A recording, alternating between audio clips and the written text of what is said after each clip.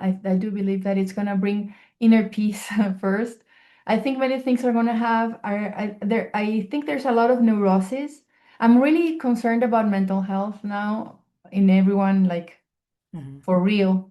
Um, and um, and I hope that will be like the first thing that it will give a sense of coherency of, like, okay, there's this internal realization that I hope it happens with everyone. I have seen that happening when I teach it, and I think it will also allow things to align in a direction of more mental health and emotional health and the physical health, which is basically coherency as well.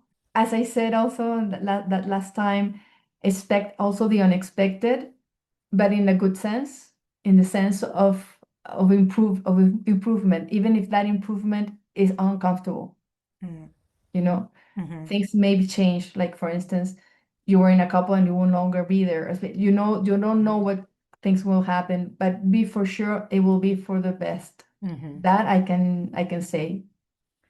That I can say for sure. And so, because we are very, like, we kind of like don't want to get out of our comfort zone, even if that comfort zone is really uncomfortable, you Yes. know? Yeah. Yeah. We I don't know, we don't take that much of an adventure. We don't explore that much as we could. It's like this miracle of life happening, and we are like so confined in our belief systems and in our no and without. So this opens the spectrum of possibilities, of opportunities, of internal realizations. It is a tool of self-cognition, of individuation, of understanding of reality, also outside reality and physics and all of that. I love it because it really encompasses. I'm gonna give this example. There are three movements I have known about, I have learned, I follow, I have been part of also, that I do believe are, like, for me, from what I know, the top highest, um, let's say, nature of reality explorations that for me are like the highest. I'm the mind of the universe at my coordinate experience system. When I say that, we are at this that sweet spot, which is the boundary condition at which the universe experiences itself at the human scale.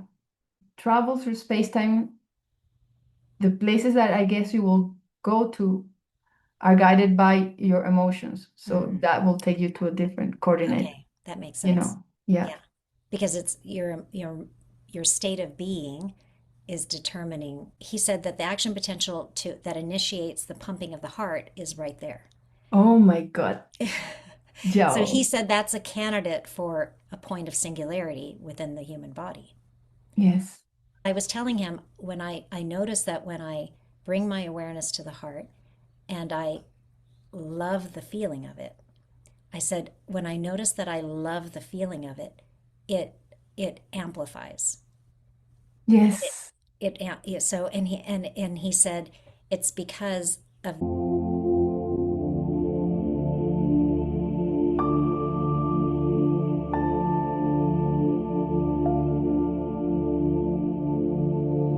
so Okay. welcome and thanks for coming on the show. I'm super excited to have this conversation with you. I think this is a really exciting time in humanity's growth. I feel like we're really understanding the truth of who we are, and it's so wonderful to see the physics validating this knowledge, this information. So today, Dr. Ines Urdaneta, who's a physicist that I came across at the Resonant Science Foundation, which is Nassim Haramein's previous company, which is now the International Space Federation. And Inez went over to that for a little while and was working with them, still collaborating with Nassim Haramein and the team there, but has now moved on to starting her own company called Serendipia Sciences. Hi, Inez. Hello. How How are are you? you? Hi. I'm so Very glad happy to be here. you can do this. Thank you so much for taking the time. Yeah, no problem. On the contrary, thanks for the invitation. Eh, Yeah, you're welcome. This is super exciting for me. For me as well. Can you give us some history about your Yeah. your background? Yes, of course, sure. Okay, so I'm basically a scientist. I did chemistry first as an undergraduate student in Venezuela. I'm originally from Latin America. Then I did a PhD in physics in France, in Paris, University of Paris 11. And then I was doing my, let's say, standard approach on physics, modern physics, what we still know. Basically, I was more focused on quantum mechanics, which is light matter interaction. That was my area of expertise during all these years. I'm talking maybe more than 25 years on the topic. And I did light matter interaction, mostly theoretical developments on that at the scale of the atomic of the atom because it's very different how you approach. And that's one of the problems that I started to see when I got into physics was that the approaches you would use would be very different in regards to the scale you were working at. So if you were working at the scale of the nuclei of the atom, it's very different. The physics, it gets really complicated. And it started not to make any sense to me because I was going from classical physics I would say up to quantum mechanics, that at the level of the atom, which is basically the electron shells. And then when you want to go deeper into that, you fall into what's called theoretical physics, which is standard model of particle physics and quantum chromodynamics and all of that. And that was like a stop sign for me, like a red sign, like, no, this is no, I just didn't resonate. So at all. So I stayed at the scale of the electron, which is atomic structure, and many years on that. From many perspectives, basically theoretical modeling, computational calculations, and all of that. Interestingly enough, I always had some kind of like a very open mind and a very curious experiences along the way. So even during my PhD and when I was working as a researcher, many people would call me serendipity, just Oh, because yes, wow. because I would find things that no one explained. Well, how would that be? And yeah, one of my directors, he told me, oh, here comes serendipity again with an incredible finding that no one expecting and that Wow. really brings up to the yeah. So that's how the name started because I was called like that. And so I really had a huge amount of synchronicities and coincidences during all that process because I would say, open to them. I just didn't judge them. For me, they were natural and they were not contradicting. One thing was not contradicting the other. They were just part of the same movement. Um, yeah, many incredible synchronicities. I maybe won't share them now, but they're very extreme. And at some point, I found myself, I stumbled upon Nassim's theory, and that's when one of the biggest synchronicities happened because it happens that when I was doing my PhD, I liked to think about the philosophy of what I'm doing. I just don't stay with this, I don't stick with the math only. I try to understand what it's saying. Hmm. And yeah, that's the thing. And so, because this is there's got to be some logic behind. For Hmm. me, it's just not, that's when I really split from physics, modern physics, because there's no logic behind. It's all random. It's you have to use many adjusting parameters. You cannot understand the logic behind. So there was like, okay, that's not good for me. Hmm. So, studying, analyzing the logics behind light matter interaction, I got to develop, let's say, a framework, which I didn't pay that much attention to at the time because I didn't know how to connect that with anything else. I'm talking 2004 while I was doing my PhD. But it was a beautiful work. I just loved it. And I thought it was more at the philosophical level because it was trying to understand the meaning behind light matter interaction and those sort of things.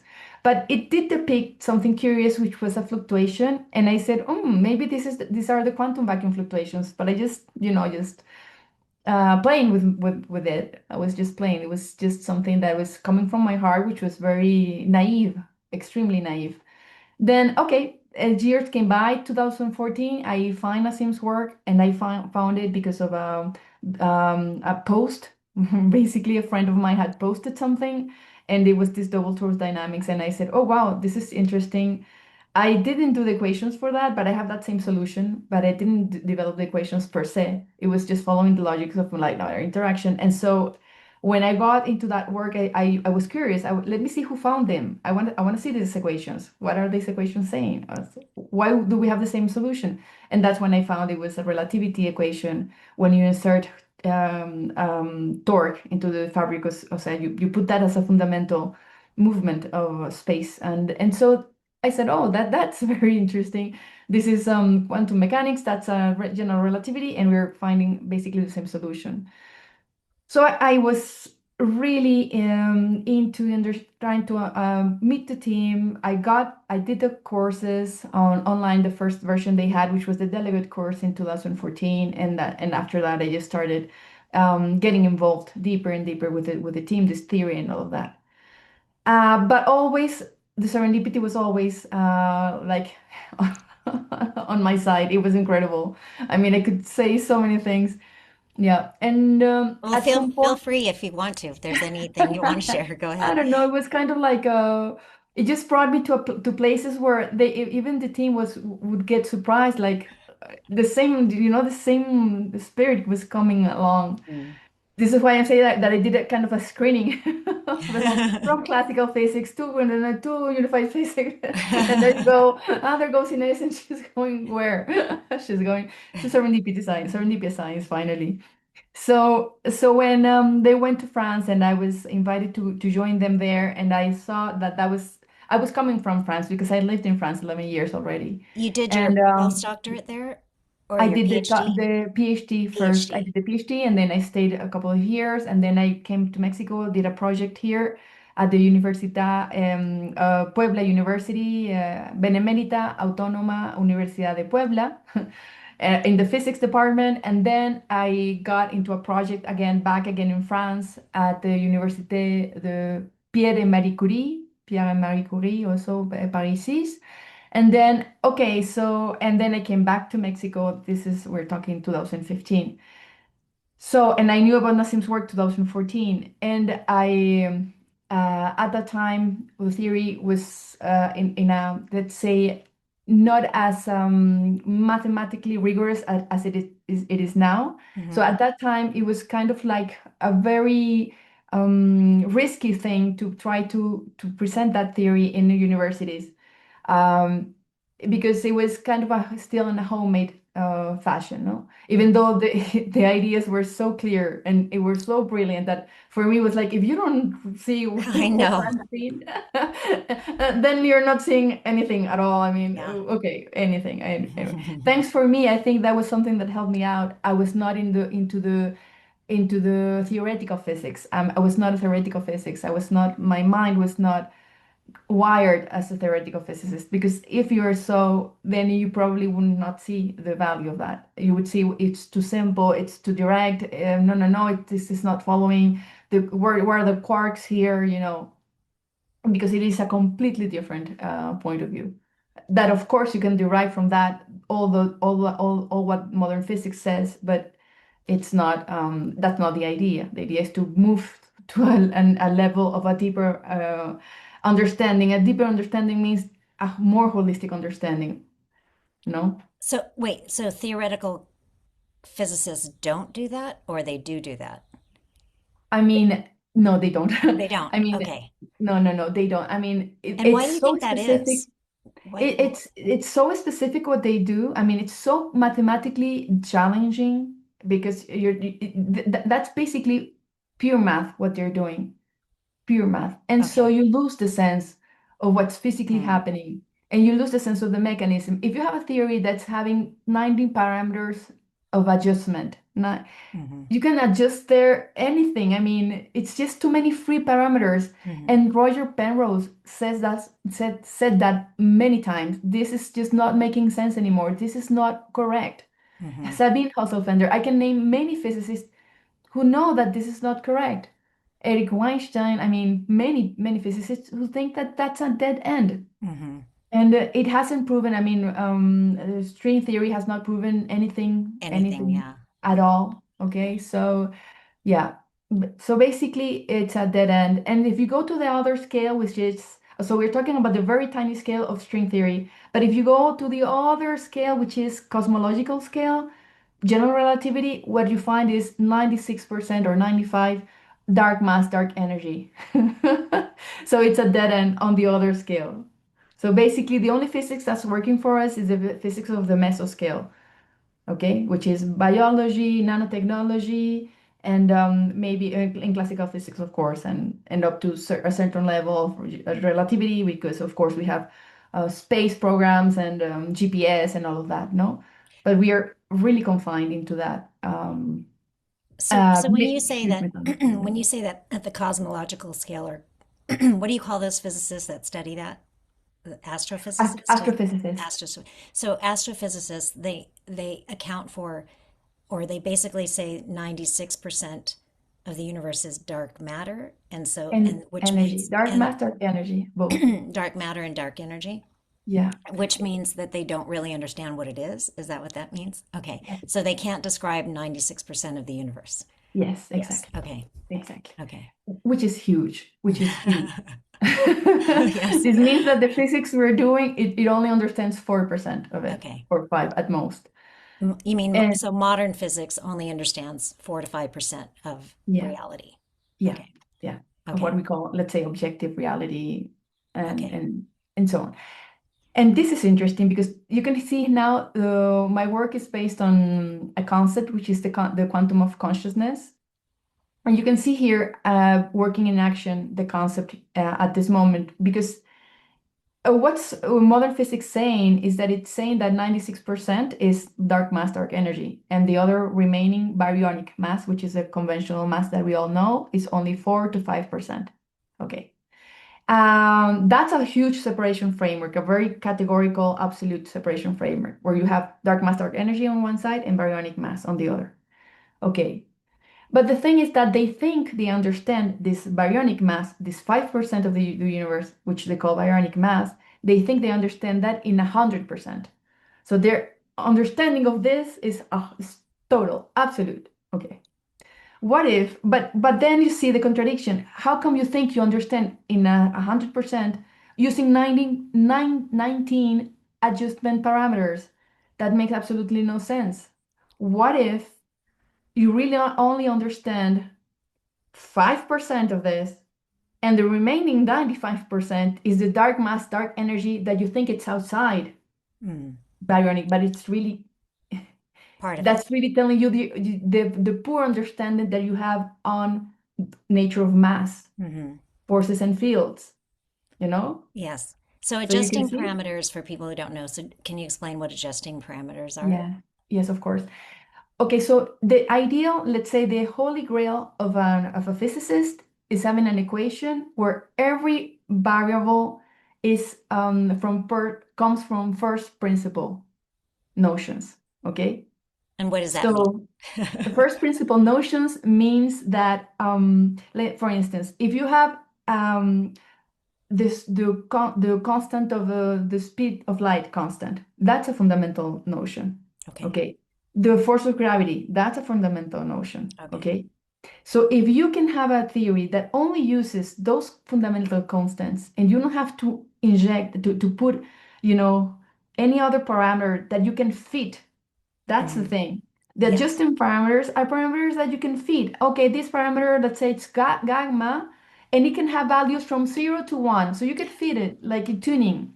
So you Hmm. have 19 tuning parameters, and they'll have, and contrary to fundamental constants, which is the ones that I just mentioned. Hmm. Fundamental constants, you cannot tune them in to see how to make it fit better, Hmm. you know? Yeah. So Okay. that's a trick they use. So when you have the most fundamental theory, of quantum mechanics telling you that you need 19 fitting parameters, tuning parameters that you don't understand basically nothing. I mean, Right. it's very poorly understood, you know? Hmm. And that's why I'm saying, guys, you think you understand 100% of mass and its origin, and that's what Nassim has also been claiming like for 25 years. you're not explaining the origin of mass. It's not explaining what the energy really is, not even Mhm. Einstein's equation. So what are we playing? Uh, what is this game? So, Yeah. okay.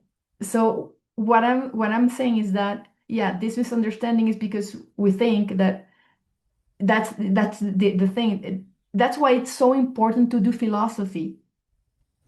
Mm. That's why it's so important to understand what you're saying, what you mean by what you're saying. Mm. It Mm. is as simple as that. Understand, you're using 19 parameters of tuning parameters. That means you're not understanding very little of mass. And that 96% that you think it's outside, it's in reality, you're not understand is the misunderstanding that you have in regards to that 5% that you think you know in 100% certainty. And that's exactly what happens when you find a theory that comes along, which is the holographic solution, which is the unified field theory from Nassim. And guess what?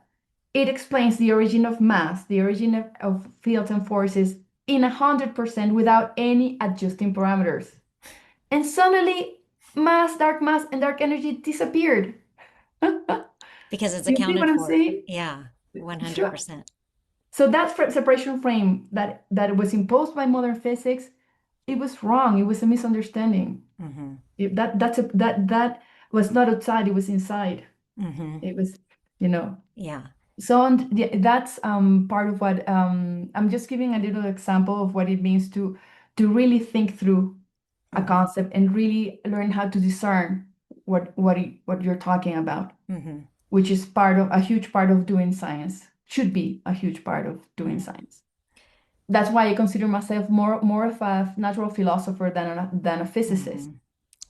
And You isn't that know. really where physics came from? Was from Yes. philosophers? Yes, that Yeah. was natural philosophy. Yeah, Mm-hmm. we come all from philosophy. All Mm-hmm. science comes from philosophy, Mm-hmm. which Yeah. was, Yeah. Yeah, it's true. Yeah. it's a really sad to see. Feynman would say like, shut up and calculate, like no more Yes. philosophy. Yes. Shut up and calculate. Yeah. And Richard that's Feynman. why Yeah. the people who are trying to keep doing real physics, the real science, are having such a rough time. I know it's really remarkable. Yeah. Uh, just how that has been taken out. And it's really a reflection of our of humanity, consciousness, Yes, right? it is. Only focusing on what we see, ignoring everything else. And but now we're shifting. Now we're Yeah, now shifting. we're shifting. And Yeah, it now reminds we're me shifting. of Tesla's quote that when I don't have this exact, but Nikola Tesla said something like when humanity starts or when science starts investigating the non-physical, we will make more progress in 1 year than we have in all of our existence.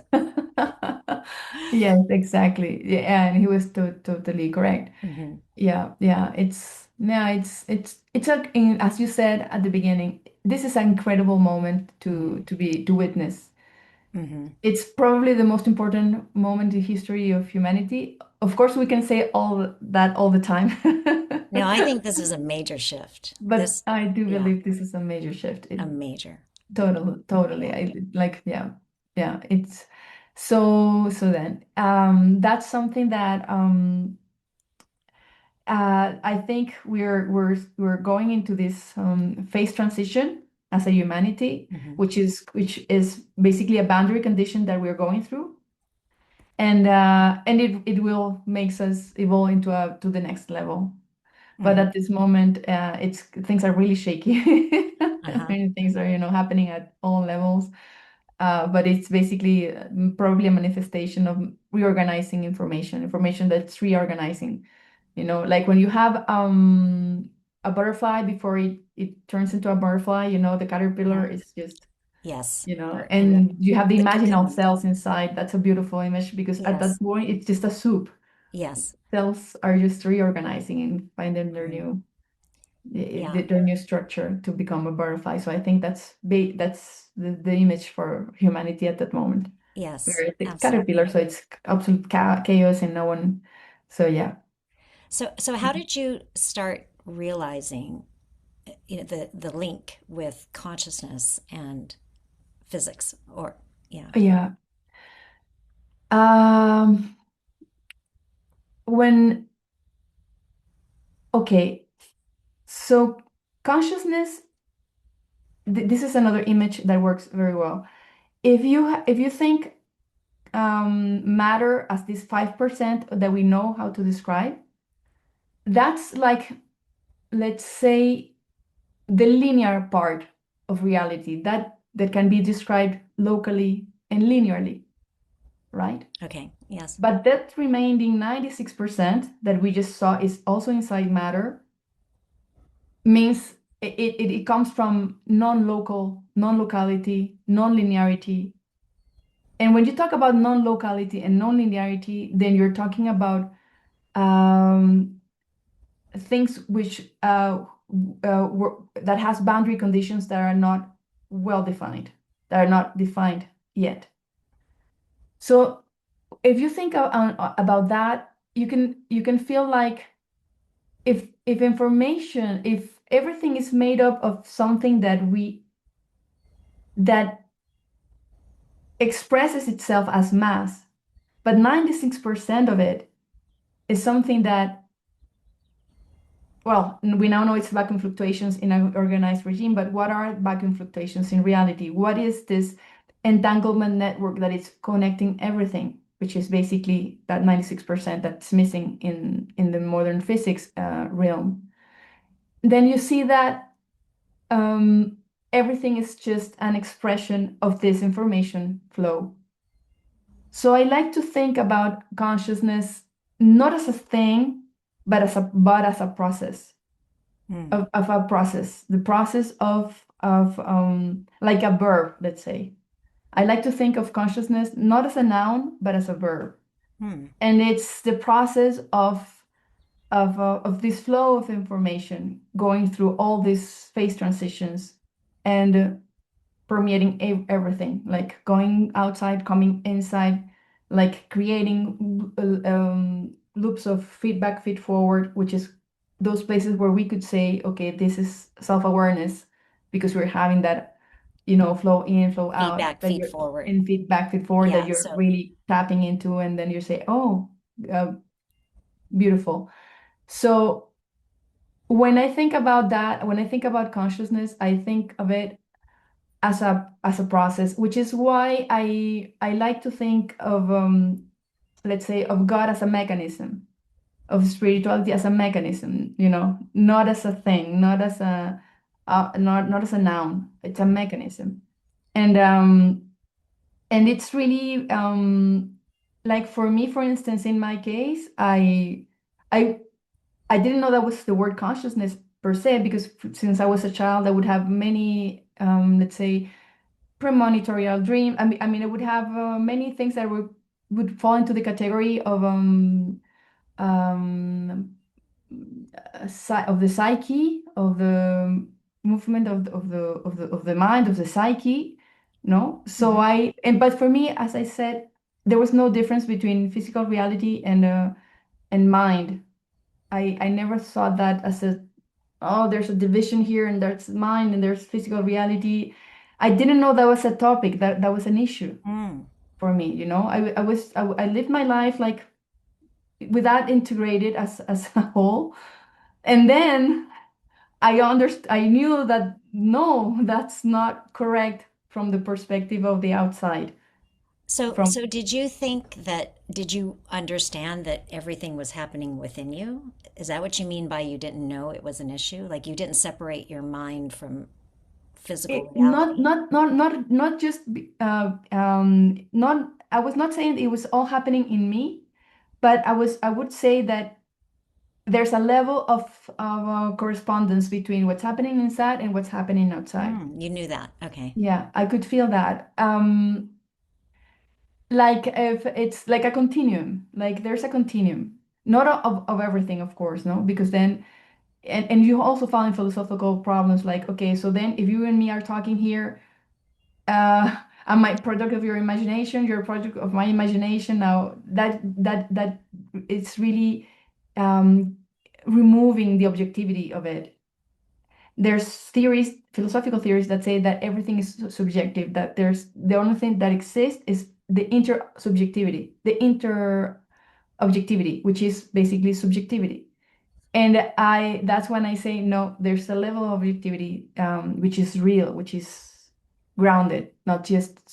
So that really taps into nature of reality, in a philosophical sense, which goes beyond that notion that everything outside of you is only happening inside of you. If that was the case, exactly and absolutely, there would no be the experience of the other. It would be impossible. That the experience of the other self, of another self, would not be possible. You really need, um, uh, just as I am the center of the universe from my perspective, and you are the center of the universe from your perspective. Hmm. There's also the perspective of the fly, of the cat. Everything is having their own experience, no, Hmm. and Hmm. grasping that and understanding that that doesn't translate into everything happens just with respect to you.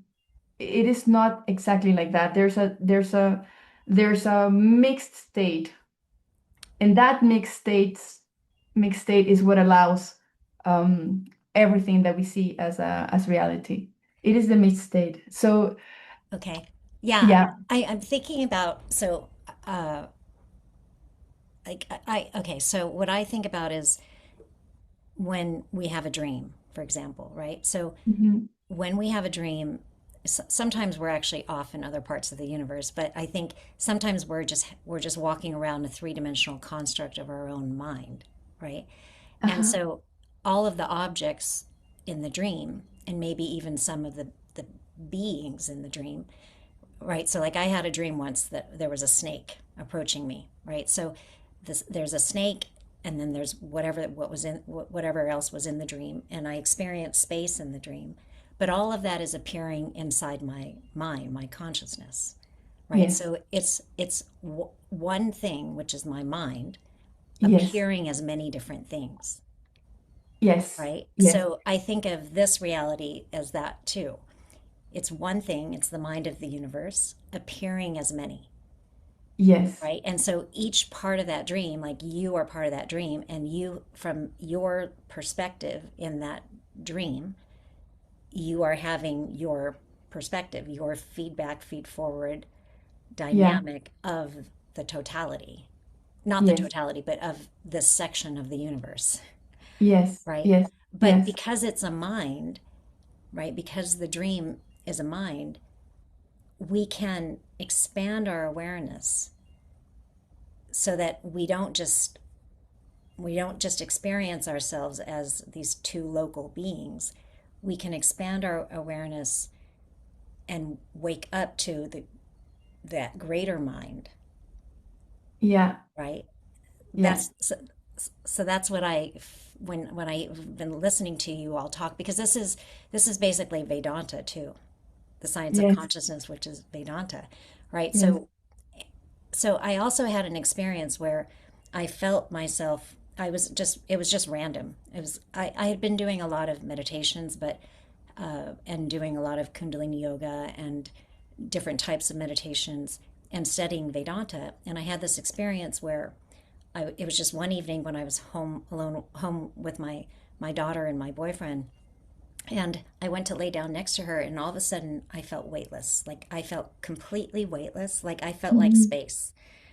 And I I was my head felt, everything just felt so weightless, and I was like, what's happening?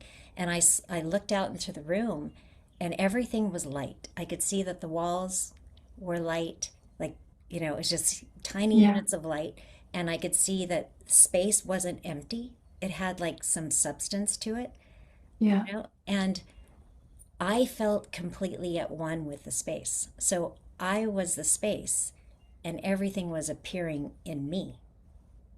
So, Yes. right, so I had it's basically experiencing reality from the field level.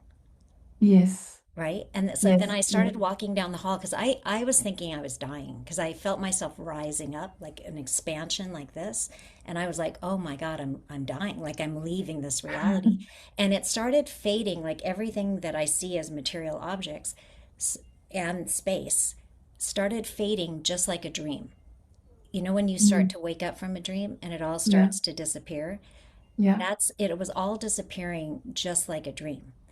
And I thought, okay, I'm dying. So I started to walk down the hall, but because I felt so weightless, I went to put my hand out to touch the wall, and my hand went through the wall.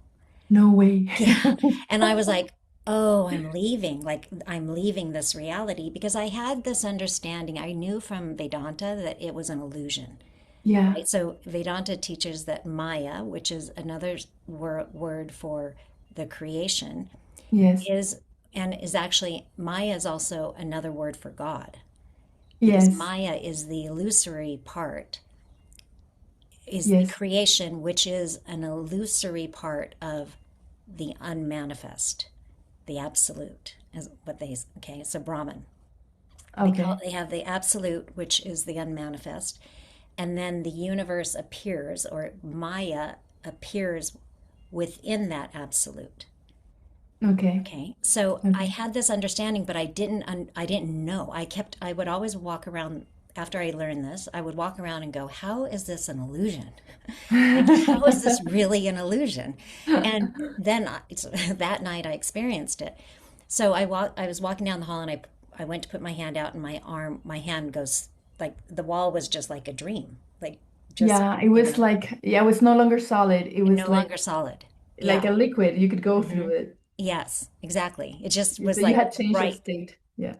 So that it was what I discovered from listening to you all, conversations with William as well, is basically I was in that moment, not purposefully because I didn't know how to do it. Yeah. I somehow was able to experience myself at the level of like the Planck field, I think is what he told me.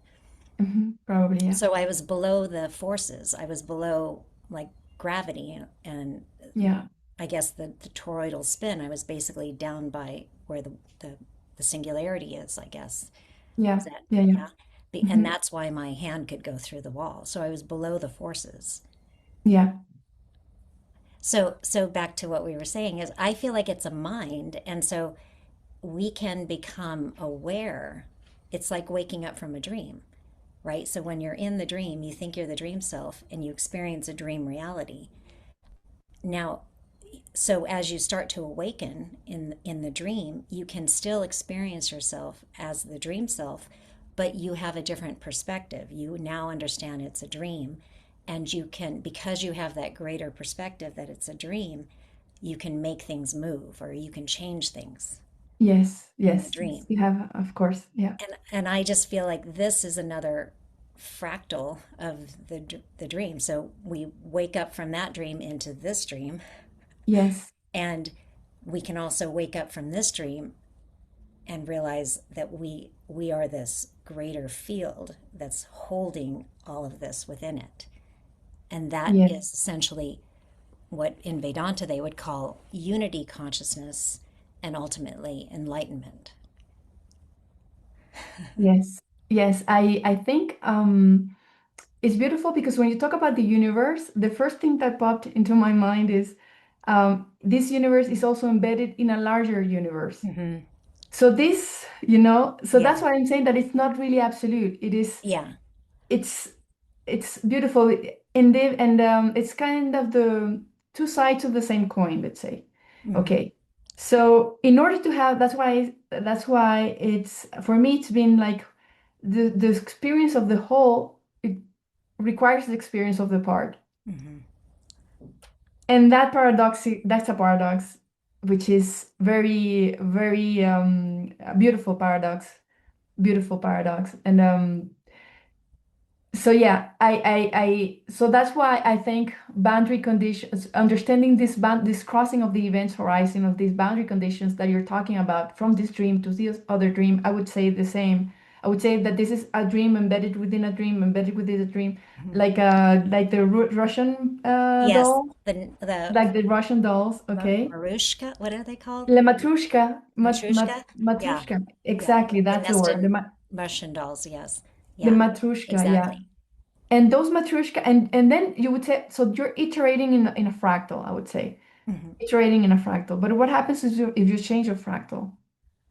No, you change your fractal. That's a like a quantum jump Hmm. leap, and then you're iterating in a different fractal. So I Hmm. see life like that, like different fractals that we're iterating at, and the universe hold by a larger universe, which is hold by a larger universe, is just going through the same Hmm. process. So at some point we have in common that with the universe, Hmm. you know. Yes. It's like birthing frameworks to go through those events horizons to know the totality. Hmm. So can you explain Event Horizon and the bound? So you said on the podcast that we did with Scott Katamas that everything is happening within the boundary, or reality happens within the boundary condition. Can you explain that? The event Yeah, horizon and then the boundary condition. And yeah. if you have images that would Oh, you think might be helpful, if you have easy access to that, we can you can pull something up too. okay, okay. I didn't think of that. Okay, let me see if I we have some presentation that I could pull out. Um, yeah, so basically, um, boundary conditions and the event horizons are kind of the same thing. Okay. Okay. Um, let's take, for instance, the in the archetypical form, the most pure form of the concept would be a black hole. Okay. Why? Because you have a boundary condition, which is the event horizon, but that event horizon, that boundary condition is not 0 or 1. I mean, it's got a let's say a width, which Hmm. is the whole event horizon, no? Which is and every when I say that everything is happening in the reorganization of information that it's building the experience which is happening at that space. Because that's the place. Okay, let's imagine this. Imagine you have when you see the behavior of a black hole, you see that at its core, it's a singularity. Okay, Hmm. singularity. Singularity is like in the center of a hurricane. There's stillness, the point of stillness, but all around is Movement. extremely turbulent, extreme velocity, extreme. Hmm. But it's coherent. No, Hmm. it's coherent. So you get a huge amount of energy of angular momentum. That's why the energy at that spot is so high. If you Hmm. speak of a black hole, it's 10 to the 93 grams of energy. You know, you have to put that into a. So then, when you go, when you start moving out of the event of the singularity, which is like this like the center of your bathtub where you have removed Hmm. no, when you're Yeah. moving that, yeah, you're moving that, you're losing coherency, Hmm. and that loss of coherency at some point will start to create a first boundary condition, which is the black hole of the proton, let's say. Okay, Okay. So the that's where the black hole is. It's not down where the singularity is. well, It's that's what defines the limits of the black hole, what we call, but that's what defines also the limit of the let's say we call that how do you say that, Bose-Einstein condensate. Everything, the PSUs that are conforming this hmm. vortex, Hmm. they behave as a single entity Hmm. in at unison because the coherency is extremely high, so they behave as a Bose-Einstein condensate. When they get to when they start losing coherency, what that means is the identity, they start to develop an identity of their own. They're not mimicking their, Okay. individuation starts. Okay, I That's what I'm see. saying. Okay. I actually have some pictures, maybe uh, Oh, of a yeah, if you can. like a torus. Let's see, because it might be helpful for people watching. Yeah, yeah, yeah. Um, let me. Okay, so this one I actually, and you can tell me whether this is. I got this from William, but he can't remember where he got it. Okay. So I don't know where. Um, Oh, beautiful. Okay, so I kind of adjusted it. So the vision that what I saw from William is he had this image. Oh, I lost my cursor. Can you see my? Oh, Oh, no, I here. see Okay, it. there I, it I is. see your cursor. So he Okay. had this half of the image right here. Not Oh, this. This wasn't oh, there. Okay, so okay, he okay, had just half of this image, and then okay, I copied it and then I put it on this half too to make it okay. kind of like a double torus, even though it doesn't look like a double torus. But the idea Yeah. is that it is let's just pretend it's a double torus. Okay. And then what I did is I was showing that we are within this flow. So I was Yes. trying to show, I created another torus here Yeah. as Yeah. if, Yeah. our human body is in the center of this torus. But Yeah. would you like me to take that off or is it Uh, okay? it is okay. It's okay. Okay. Yeah, it is okay. It is okay. Okay. Okay. So now, yeah, but this is already encompassing like many things. But this is the same dynamic that you would find in a single proton.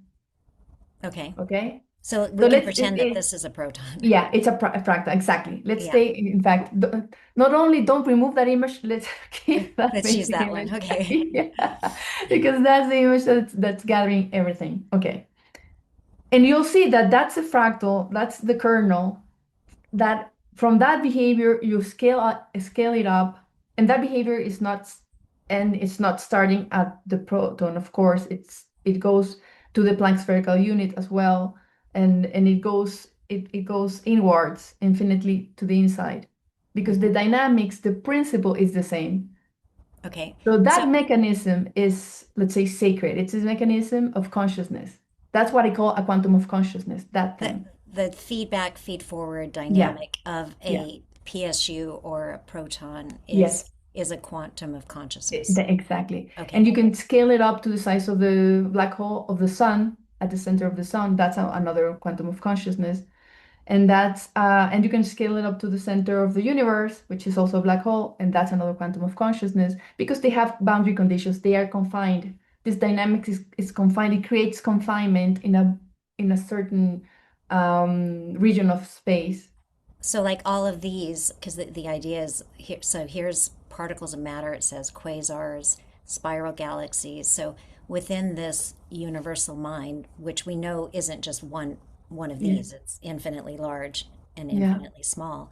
So you have these boundary conditions, is what right? Yes, Okay. exactly.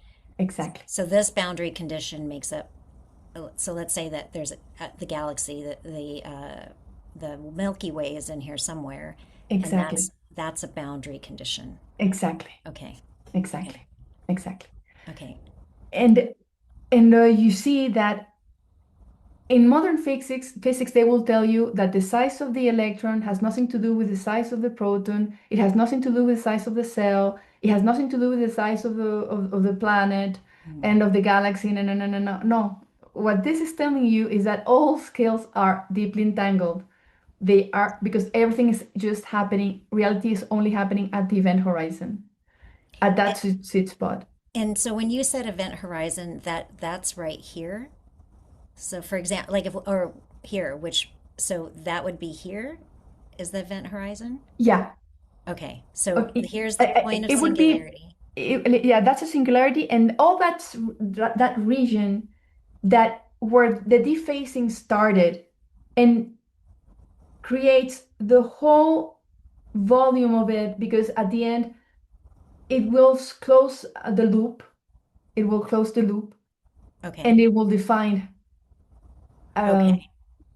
a boundary. So it's defining this, is what you're saying? Yeah, it's Okay. defining. Yeah, Okay. and that gives you the size, Okay. the scale of the system, because it kind of like it's building up like this resonant chamber, which is basically a combination of the constructive and destructive interference of this rotational field, which are waves that are, This is all uh, flowing, yeah, this is all create flowing. creating a Yeah, pattern of yeah, creating a energy. pattern where the constructive and destructive interference is what creates that boundary condition.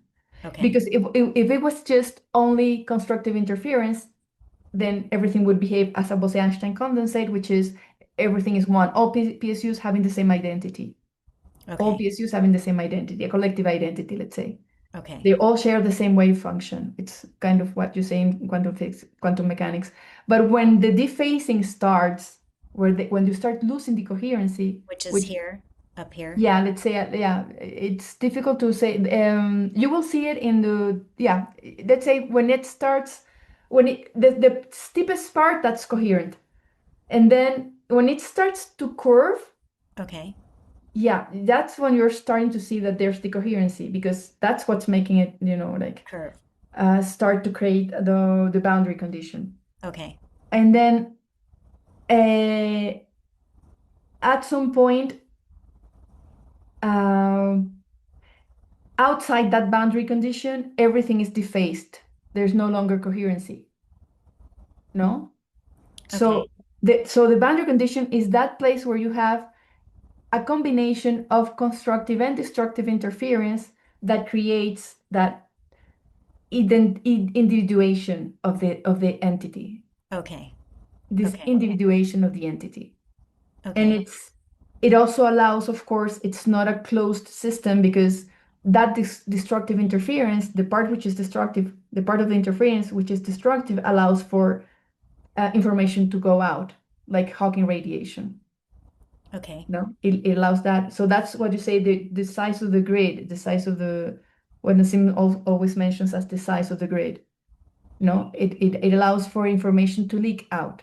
So you're Okay. not entirely a closed system. It could not work. Okay. And then for the proton. But what that information that leaks out is what we perceive from the outside as the mass of the proton, the leaking part of the energy that Okay. came out of the event horizon Okay. as Hawking radiation. That's what we call, and that's what the equations prove. The it's the mass, the what we call the rest mass of the proton. Okay. Okay. But that's just a little tiny mass, not reflecting the little tiny energy that came through the boundary condition, the Okay. external boundary condition, because all of that's from the black hole proton to the radius of the proton, what we know as the charge radius of the proton, there's a distance. Mm-hmm.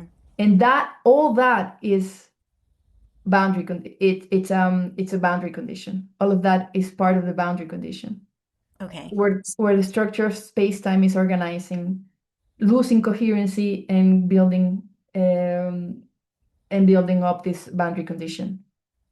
Okay. Okay. So that's So like this here you're talking about? yes, yeah. Okay. Yeah. Okay. Yes, yes, yes.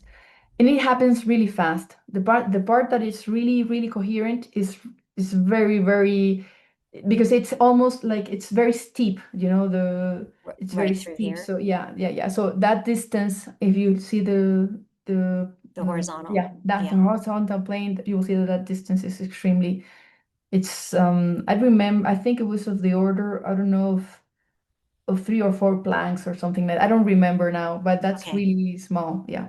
Okay. So it happens really fast. And then and then what happens is that yeah, so that's beautiful, because you see from how individuation, you could see that as a process of individuation, okay, of the proton, Okay. I see. you know, Yeah. the So that's a individual. process of how the one field, let's say, is individuating itself. Yes, Okay. So yes. that's why you look different than I look, right? Exactly, exactly, Okay. exactly. Okay. It is that that's happening, and that's happening with all protons, and then those protons are having this attraction of like black holes feeling attracted to each other, which is what Hmm. they call the strong force, and that creates, and so these new boundary conditions are creating molecules, and then these molecules gather around and they create, well, you have water, of course, water, Hmm. which is like the substrate, which it's like the CPE field, but in a different scale. I would say it's Uh-huh. like, Yeah. yeah. So like an octave of the quantum field, Right. you know, So which water is is what an octave of the quantum vacuum. exactly an Right. octave of the quantum vacuum, which Okay. is basically why it is so important for everything. And then you'll see how these all these structures are organizing in terms of angular momentum Which is the conservation. spin, Yeah, the which is spin. basically spin. Yeah, the conservation of angular momentum, and then you see all the structures. But what this is telling you is that all structures, because this information, this reorganization of space happens at speeds that are unbelievable for us to witness, like consciously. Um, just to take, I think if I'm not incorrect, the time that it takes for a proton to spin on its own axis is the time that it takes for the universe to spin also. The You Planck know, time. and that's the refresh time of the universe. That's the time it takes for the whole universe to know what's happening everywhere. And No, that's the Planck time. that's a Planck time. Yeah. Yeah. So what I like in that too is I don't you can tell me if I'm right or wrong, but it's kind of like how fast this is updating, right? Yes, So how fast our experience is updating. yes, Yeah. yes, Okay. yes, exactly that. That's the refresh time that we would say. Okay. And it's beautiful, and this is also telling you then that these structures are organizing at the speed much faster than the speed of light, like 10 to the 40 times the speed of light. That's so fast. And yeah, and so that's telling you that everything is basically entangled also. So that's why you have boundary conditions at the places that you have, which are deeply entangled to the other ones. So that's what gives you the stability of the proton, for instance, or the electron. Why is the proton the same here in any other place of the universe? Why? Because it's a holographic unit. But what does that mean? Well, it's because it's deeply entangled to every other scale in the universe. So that's what gives them the stability, the rigidity, let's say. So no protons have ever disintegrated, No, no, they right? have So the not proton decayed. is the most fundamental stable unit in the universe. Yes, And the up to what we and know. is the Planck field a network of protons? No. Yes, It is? It's a yes, network of protons. yeah. It is a network. Well, it is a network of PSUs, which Okay. organize as protons and everything else. No, so at the end, these Okay. are scales. These are the matryoshkas, no, Yeah. but they're all at the base PSUs, which are also composed of subunits of or sub-Planck spherical units. So that's why it's got like you need better stick up with the mechanism instead of trying to find which is the largest and which is the smallest because it's a Right. fractal. So the standard model, basically at CERN, what they're trying to do is they keep trying to find the smallest unit. Yes, But what they don't understand yet is that it's repeating, infinitely small and infinitely large, and they're all connected. It's all yes, connected. It's exactly. It's okay. it's the pattern of division of space, no? Mhm. And Yeah, exactly that. So it's, but you know, you can see it from a different perspective, which is deeply related to that, which is understanding the separation framework. Because you know, talking about boundary conditions is basically talking about separation framework, which is another way. That's the way I feel like more close to understanding consciousness from my perspective, which is that somehow incorporating already the fact that there's boundary conditions. Because when I'm aware of something, when you talk about information, when you talk about information, you say that information is a contrast, something that's if if you have infinite and perfect homogeneity, there's no contrast anywhere, there's no information. Mhm. Okay, it's absolute, absolute, absolute. That's the real nothingness. That you could not even call it nothingness because Yeah. you It's the know unmanifest. absolutely no. So we cannot have a like an intellectual notion about that. Then if you have that, if there's a first contrast, a slightly contrast, asymmetry, then Asymmetry. there's information. Hmm. That's Okay. information. Okay. But that information is being perceived by whom or from what perspective? Hmm. No, Hmm. that's the thing. Where is the observer? What is the observer? Where is the observer? Okay. So, which is a problem also in trying to unify quantum mechanics and general relativity. The notion of the observer is what they don't, because that's basically asking where is the reference frame? Hmm. Where is the reference frame? And that's the observer. And finally, in quantum mechanics, there's no definition of observer anywhere. They say that the collapse of the wave functions is done by the observer, but and what's the observer? The machine that's taking the measurement, and Hmm. that's not a conscious observer. And that's from the perspective of quantum mechanics, and from the perspective of general relativity, the observer is just a coordinate system. Hmm. So you're just comparing coordinate systems. This Hmm. coordinate, so when you talk about the contraction of the contraction of length and the expansion of time, you're talking with respect to a reference frame, an outer reference frame, not from your perspective. In my proper time, I don't feel those length contraction and time dilation and no. So it's only talking about comparing reference frames. No. Okay. Okay. So there's no real notion of the observer. There's no real notion of what an observer is. Now, that's what the quantum of consciousness work is about. That's exactly what it is tackling. Is tackling that notion, the notion of the observer. And Okay. it's doing that from the perspective of the separation frame. And that's what was brought, let's say, through this discernment of light matter interaction.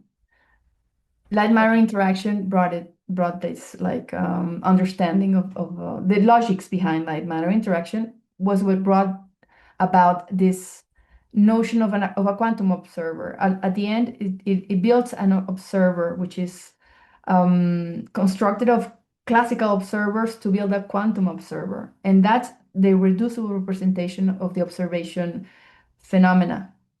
You cannot that's all part of the work, and and at the end, what you will find is that you have a definition, which I think it's a framework that can allow us to finally know what we're talking about when we talk about observer, reference frames, uh, you know, um, Okay. It's uh, so interesting because it boundary really conditions, reminds me.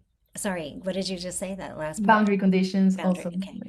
It's very interesting because this is when you talk about this, it reminds me of what, what Vedanta is doing. The number one issue that Vedanta is trying to solve, or not solve, they have solved, but they teach you how to understand it, Mhm, is the identity issue.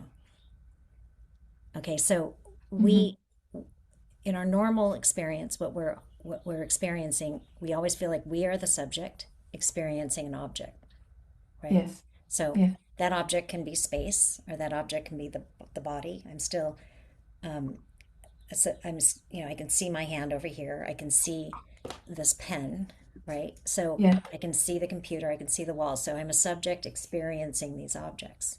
yeah, So there's always this subject object split. yes, Now, just like in the dream, when we have a dream at night, we also have a subject object split in the dream, yeah, but we are really not the dream self. That whole dream reality occurred inside our consciousness, yes, right? So yes, Vedanta is trying to show us that that is the same thing that's happening here, yes, right? So there we yes, take ourselves to be the body experiencing objects, but we're really not the body. We are consciousness. We are the container holding the subject, the seeming subject, and the objects. yes. So when I hear you speak about, go ahead, let's see. Yeah, okay. I'm also saying something which is uh not only nature of reality is happening at the boundary condition, I'm also saying that consciousness is happening at the boundary condition, at that separation framework. That's what consciousness reside. And that's the place where you're unifying the external with the internal. It doesn't tell you that there's no external, that there's no internal. It is telling you that they are um, two sides of the same thing, Hmm. and that you can only perceive when you have them Yes, both. right. So So, we can only have an experience when there's a subject and an object. yes, Okay, so what Vedanta does is it describes that what you just described, but it reminds us, or it shows us through more logic, that while we experience ourselves as the subject experiencing object, so this is the experience of the subject object split. So that's an experience, and that's the only time you can have an experience.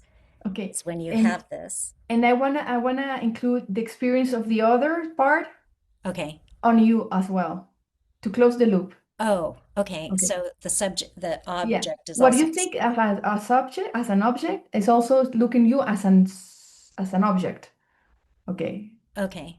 Okay. So if Yes, to yes, close because to it's close the also loop, no? Okay. yes. Okay. So okay. That's what's building a quantum observer, which is what I'm working on. Okay. Continue. Okay. Okay.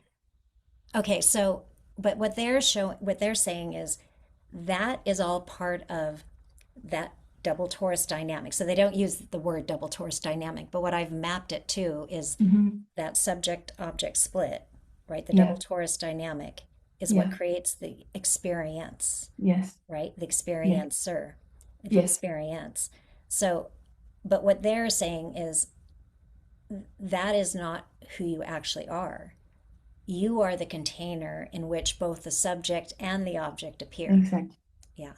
Yeah. So enlightenment would be having that realization, Yes. experience, like being able to bring your level of awareness to that, to, so that your conscious mind understands who you are as that. Yes.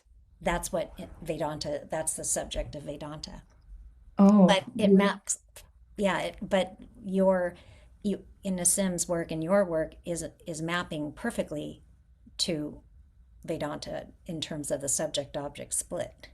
that's gonna be amazing because we can get to discuss about that more Hmm. in depth because I don't know that much of Vedanta. Yeah, And I yeah, do know a lot of this, and yeah, and I'm sure there will be some very beautiful points of coincidence yes, and of discussion and of things that we can like develop further, and yes.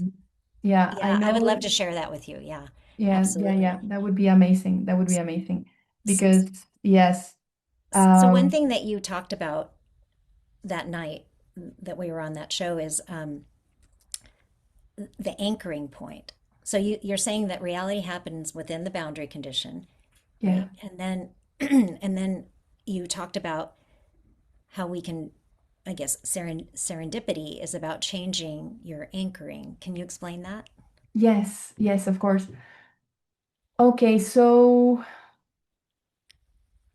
when you put in perspective all these dynamics between subject and object, when that comes into play in a deeper way, not in the linear regime, when you let the other regimes act, which is we just tapped into one of them. There's a linear separation, which is object and subject. But if you include this one, you start closing the loop, and that's when nonlinear things start to happen. Mm. No, when you allow that space to build up, which is a resonance. And when you start that to build up and the resonance to build up, you will see a huge amount of reorganization in the structure of space. And okay, and suddenly that would catalyze.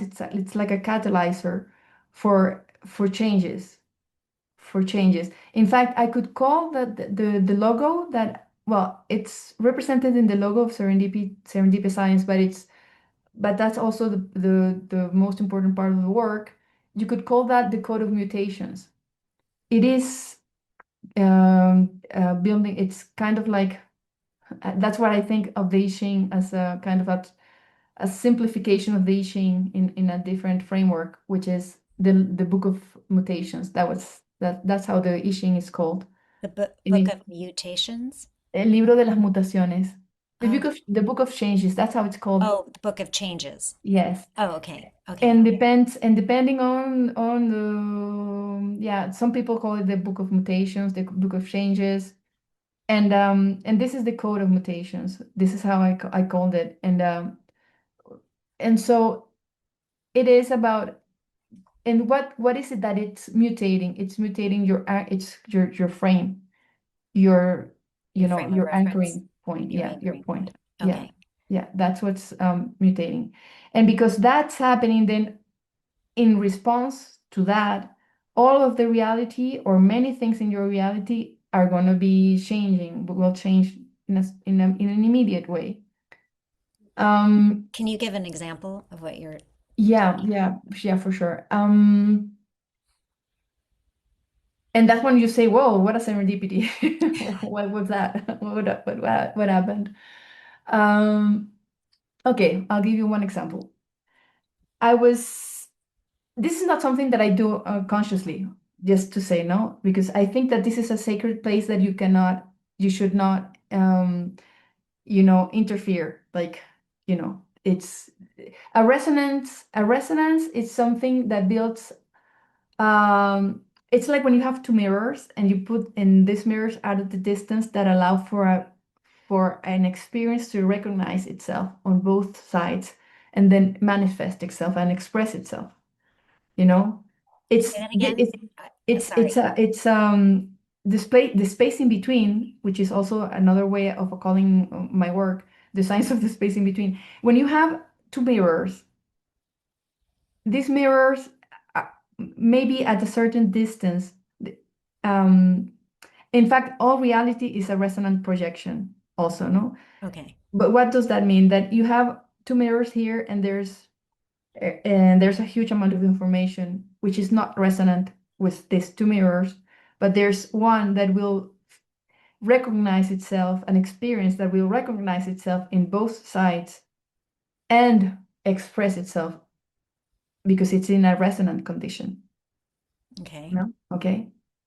I'm not trying to impose that. I mean, trying to impose that is trying to put the mirror at the distance that you need in order for an experience to manifest.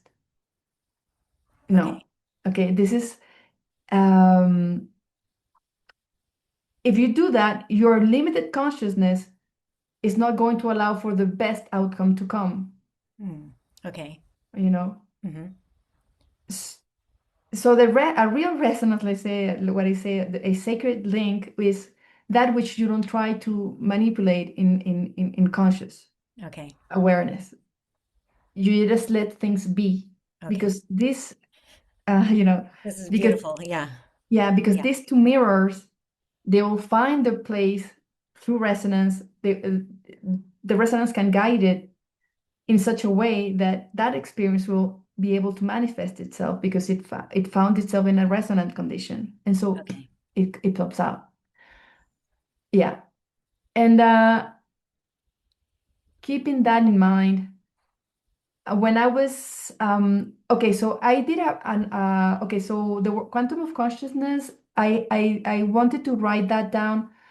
I was approached by a friend, and she told me, "Would you like to publish that in a review? Like, have you ever had the chance to publish that anywhere?" And I said, "No, I just do courses or give lectures, but I don't have anything published. Wouldn't you like to do that in a psychology review?" It was psychology and philosophy, both together.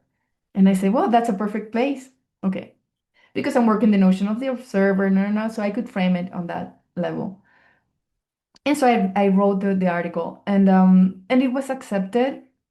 And I was in a friend's house, in another friend's house, and we were and she was this other friend, Elena. She told me, "What about your project? How is it going?" And I told her about this article that was accepted, and she was very happy for it. "I'll send it to me." And so I sent it to her. We were together at this. It was in outside of the city. We were hanging out in the weekend, no, outside Mhm. of the city and in el campo. I don't find the word now. in El Campo. And so we were there in the fields. We were outside in the field. And so then I send her the article and she starts reading it out loud. And suddenly, God, I didn't understand a word she was saying. I was, oh my God, what am I talking about? Who's talking here? I don't see any sense of this. Oh my God, what am I doing? It was a nightmare. She even felt my despair, like, and are you understanding anything? Because it's like very blurry to me now. And she was like, no, no, take it easy, take it easy. I was having a panic attack. I was like, Jesus, I'm building all in this, and this doesn't make any sense. What am I saying? And I was Is huge. it because you were channeling that information and then it I, didn't make sense to you because you were at a different frequency all of a I sudden don't know. or a I different don't state of know. And I left it. I really said I'm gonna have a panic attack, so I'm just letting go. It's a lot about letting go. A lot of that yes. about that. Oh. So okay, the day after. Okay, that. But this is so important. Because what happened then, that brought me to a feeling of my childhood. That situation brought me to a feeling of my childhood that I have felt all the time, which is very uncomfortable. Mm. The feeling that you have to comply, Mm-hmm. to certain rules, forms, Mm-hmm. whatever, no? Even when they ask you, hey, you as a child and your adults ask you, and what do you want to do? What do you want to be when you're, and all of that, I felt that like kind of aggressions, Mm-hmm. microaggressions, no? Not always, but sometimes I was very like a very almost like an autistic girl. So it felt kind of like so then so I went through all these feelings like a screening of that situation, which brought me to a situation that had happened not so long ago, a couple of days ago, which was really another demand that I was like, why did I accept when I didn't want this kind of things, no? Which I could trace up to my childhood, no? Mm-hmm. Okay, you would say, well, that's really important. That's something psychologically moving there, which is really important, no? So there you have one. Then I go to day after we're taking breakfast. Now I'm much better feeling because we talked until 3 a.m. I was trying to solve all these issues. I could feel many information. I could see people feeling many things towards many. I was like, whoa, channeling a huge amount of information all during that night, during our conversation. And up to some point, I decided, okay, we have to sleep 3 a.m. in the morning. The day after, we wake up, we take the breakfast, and I receive a message, a new message, a new chat, and been included in a new chat. Axiología Cognitiva is the name. That's the review I have been accepted to. Oh, nice. They're saying, okay, I already knew that the article was accepted, but they were asking information. Okay, this is the affiliations that we will place in. This is is everything okay? And the people that had been accepted were all inside that chat.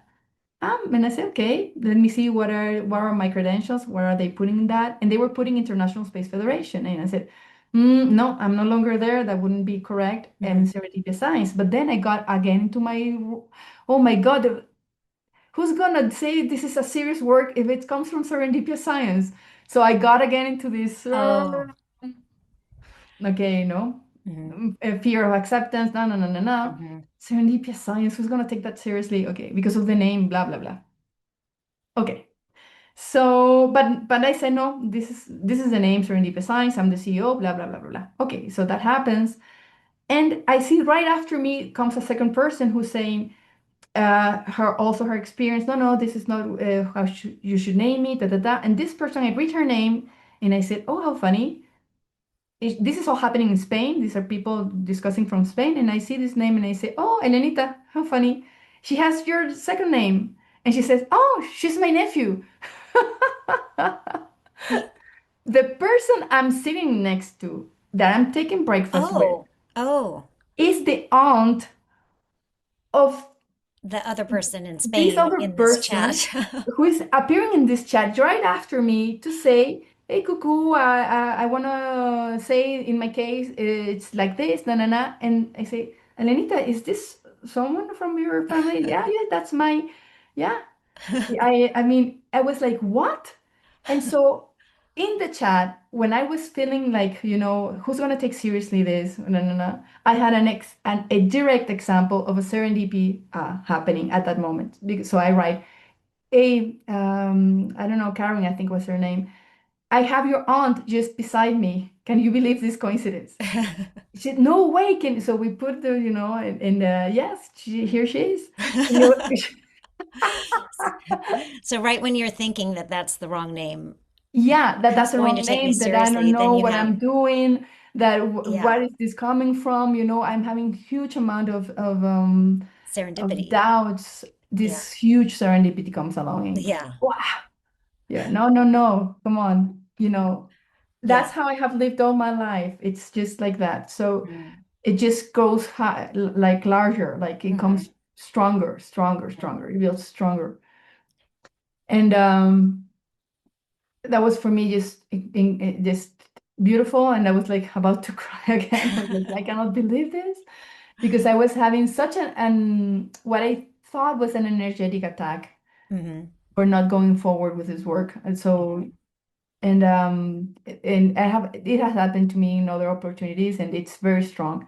So I said, okay, this is nice. And then when we were at the session with Scott, and at some point Zach did the Hmm. question, Zach, yeah. remember Zach's question?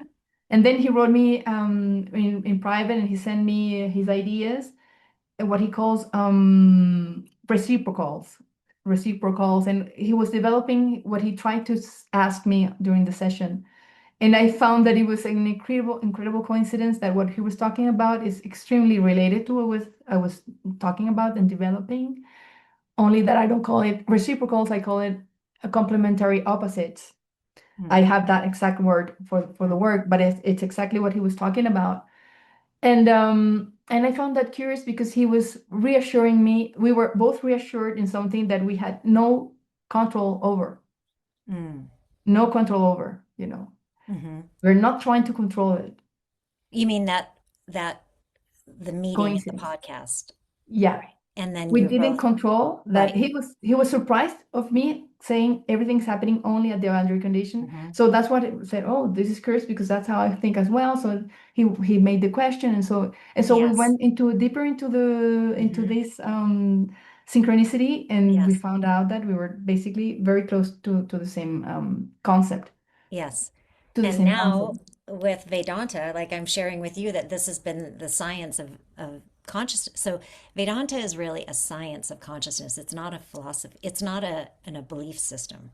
It Hmm. really it uses the unexamined logic. It forces us to look at our experience critically so that we can see, Incredible. right, that we are consciousness and that we're not the body. We're identifying as the body, but we are an unbounded field of awareness in which the dream of life appears. Yeah. So it would be like kind of analyzing the logics behind what we perceive Yes, in order perception. to, yeah, Yep. in order to see the logic behind. That's Yes. basically very close to what I'm doing. Yeah. Yeah, because it's exactly analyzing the logic behind, going Exactly. as far as you can go into this analysis, no, as far as you can, as your language can also let you, because this happened through language, in my case, Spanish. And Hmm. so I was realizing that we in Spanish we have a differentiation that English does not make and French does not make, and that's what brought about also this diagram. It started with a language exercise that I was doing, Hmm. and then I saw, oh, this is connected to light matter interaction, and then this is connect. That's how it started. But it started with the realization that when you say in Spanish, when you say ser y estar, those are very different words. In English, you say I'm here and I am Ines. Hmm. It doesn't differentiate the self from the being. Can we, okay, so what is the Spanish? The Spanish is ser Ser? y estar. Okay, and ser means what? Ser would be I am Ines, Okay. and estar is I am here. Okay. So Okay. it distinguishes between, you see the very tiny Yes. space between? Hmm. Yes. In English, you don't see that space. In Spanish, you see it very clearly. It is not the same thing, me, that me being here. The place where I'm at, it's transitory. I may be here at this moment, but later on, I will be somewhere else. Hmm. But the entity, the me, is the same. Okay? The Okay. being, And that's the self, okay. Yes. you know? Okay, the That's self. yes. Okay, Okay. okay. So that if you bring this much further in this reasoning, you will see that the opposites of things are not what we think they are. For instance, you would say that the opposite of love is hate.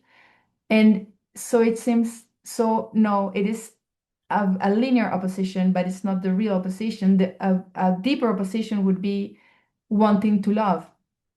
Because if you're wanting to love, then you're not loving, Yes. Right. you Yeah. know.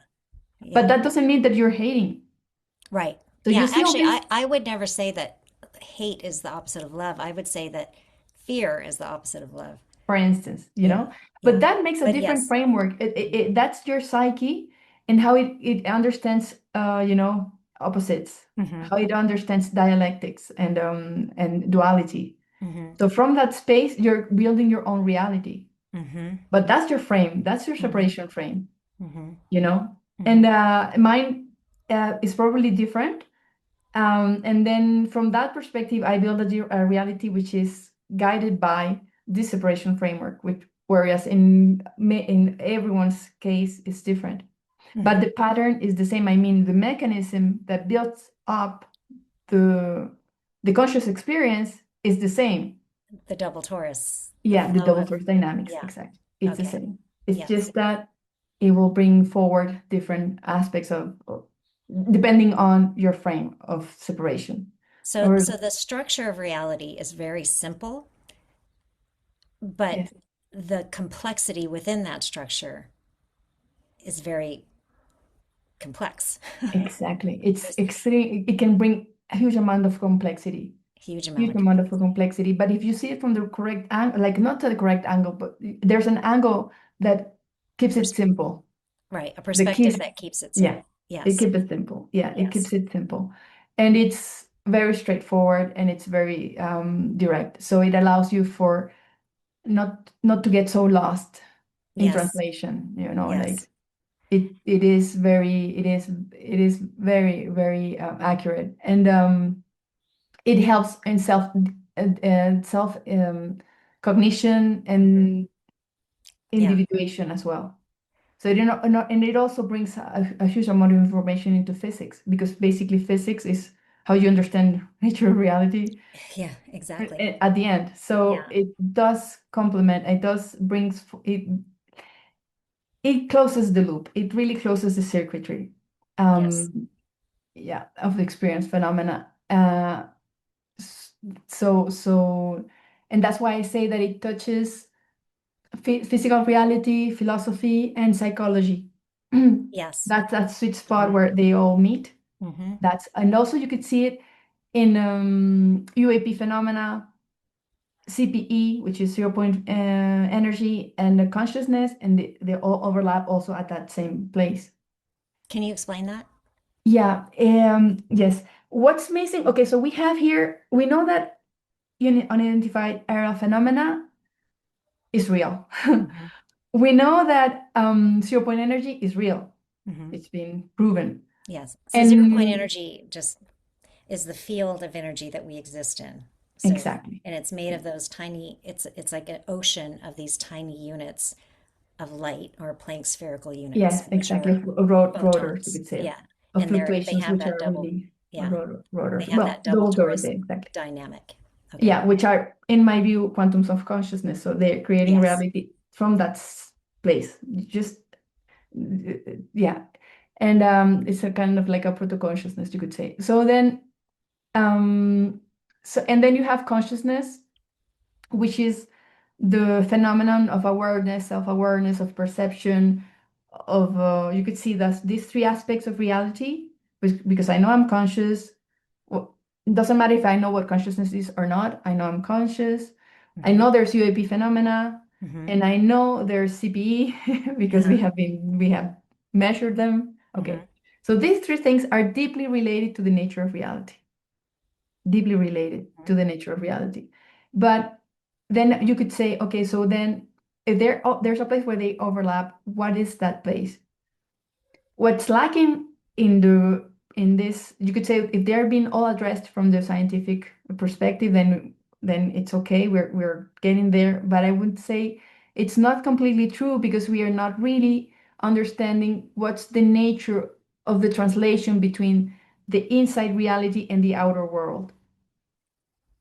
We lack that link between the subjective and the objective experience. Yes. And and that's where they all three coincide. Mm-hmm. So it will be very difficult for us to agree in anything regarding these three topics if we don't have a frame that allows us to discuss them, because Okay. you could say that UAP is extremely subjective. Where are you going to say something is, where will you place that condition, boundary condition that decides if something is real or not? Or if something is like um if it's really happening or it's just imagination, your imagination, or if it's, the boundary gets blurred. Yeah. So, I mean, if you're experiencing it, it's a real experience, right? Yes. Is that what you're kind of saying? So, are you saying, are you bringing this up because there's some people who don't believe in UAPs? Yeah. Or, Yeah. okay, They so, don't believe, and even if you prove that that's not non-human intelligence, let's say, because if it's made by human, this is having so many layers that it's really a very it makes us realize the complexity that's coming forward, because many decisions are going to be made with respect to things that we don't understand, for instance AI. hmm hmm So what is the frame that's going to decide whether from AI is which good or we're going bad. to take decisions hmm you know Yes, exactly. yeah, Yeah. that's the So, thing. so when you have this greater perspective that really the subject and the object are really one, Uh-huh. are really one thing, then you can look But at these things that are what happening. Yeah, but you have to go further than that. You have to say in what things they're the same and in what things they are different. Because, it's like this reality is entangled to me. If I was not here in all of my spectral body, I'm not saying just physical body, all the spectral body, probably many things here would still prevail around me. hmm Not all this dream is just me. This is hmm what I'm saying. hmm So you have to discern what aspects of it are and what aspects of it are not. Okay. It's having the yes, the no inside the yes, and the yes inside the no. Okay. So first you have a very binary, that's classical binary, 0 or 1. hmm But then comes the quantum computer behind saying, okay, what in the yes in reality is no, what in the no in reality is yes. You go deeper into that layer, and then you go, so there's a quantum computation happening behind, and then again putting forward yes or no. So we live Can in the world of duality, apparently, but in behind the scene, behind the scenario, there's a quantum computation that's going on, because it's a superposition of states in which you have uh, both situations happening at the same time, yes and no. because all So possibilities exist all possibilities exist. Okay. simultaneously. Exactly. So Yeah. why it's so, but what we see from the outside is that I'm here, not there. I mean, I'm here, Right. right? So Right. so something happened that gave this result. We are the result of, let's say, of experiences happening at many the other layers that go deeper, much deeper than this. And this is just the result. Wow. It gets so complex. It gets really complex. Yeah, to It think is about it. really complex. It gets really complex. So, and the idea is not to understand, intellectually this and like, oh no, it's just it's just to find a ground, a standing point uh where you can see that there's some order behind this apparent chaos, this apparent everything's non-local. If everything's non-local, that could be very also exasperating. Oh, there, so they know what I'm, it's trying to dance together um with this Constant change. um yes, with this wheel of changes of these dynamics that we're all in participating in. So So do you think we're mhm, we're learning? So what we're learning, what I feel what we're learning is we're learning that we are we are always affecting our experience is a result of what we're choosing and feeling and understanding about who we are and our relationship to reality. That is determining what's showing up. But we yes, haven't been aware of that, yes, right? So we now we're becoming conscious of it. So we yes, can consciously choose. We can't necessarily know, and this is part of the trying not to control, right? yes, So we can't consciously know what's going to show up, but we can create the feeling that we want to feel. yes, So we can consciously choose how we want to feel, and then yes, that will determine yes, what shows up exactly, because it's exactly. resonance. Exactly, Yeah. exactly, exactly. Exactly. It's kind of like, um, yeah, So exactly so we that. didn't yeah, we didn't know that before. So that was something so we that was always happening, but we weren't aware of it. And Yes, now we're entering a time where humanity will be aware. And so we'll start and as we start to become more aware that we need to pay attention to what's going on in inside. here because Yes, what's going on in here is determining what's showing up, yes, right? So we'll be more aware of that. And in the process, that is an awakening. yes, That's awakening to our true nature as well as the true nature of reality. yes, And we're also learning, I feel like what you said earlier, we need to not, we don't want to, it's not about control, it's about being, yes, right? And so, and this is really beautiful because in order to truly understand ourselves as consciousness, we have to go beyond. So what Vedanta does is it differentiates the mind, which would be what to me the mind in Vedanta. So what Vedanta says about the mind is it's got the intellect, the ego, memory, sensation, and experience. So all of that is occurring inside the mind. To me, that maps to the double torus. okay, Okay, so okay, so when the double torus, but the double torus also sets up the subject object split. yes, Okay, so that's how you have an experience. yes, Okay, and I think it's interesting because Nassim says, you guys say that space time is space memory, yes, right? So space is really an illusion, right? Do you yes, agree? Yeah, so space is really an illusion, and space memory would be within the double torus, right? So yes, space is that the distance between the center of the double torus and the boundary is where space occurs, yes? yes. A space occurs as a consequence. As a It is, consequence of that.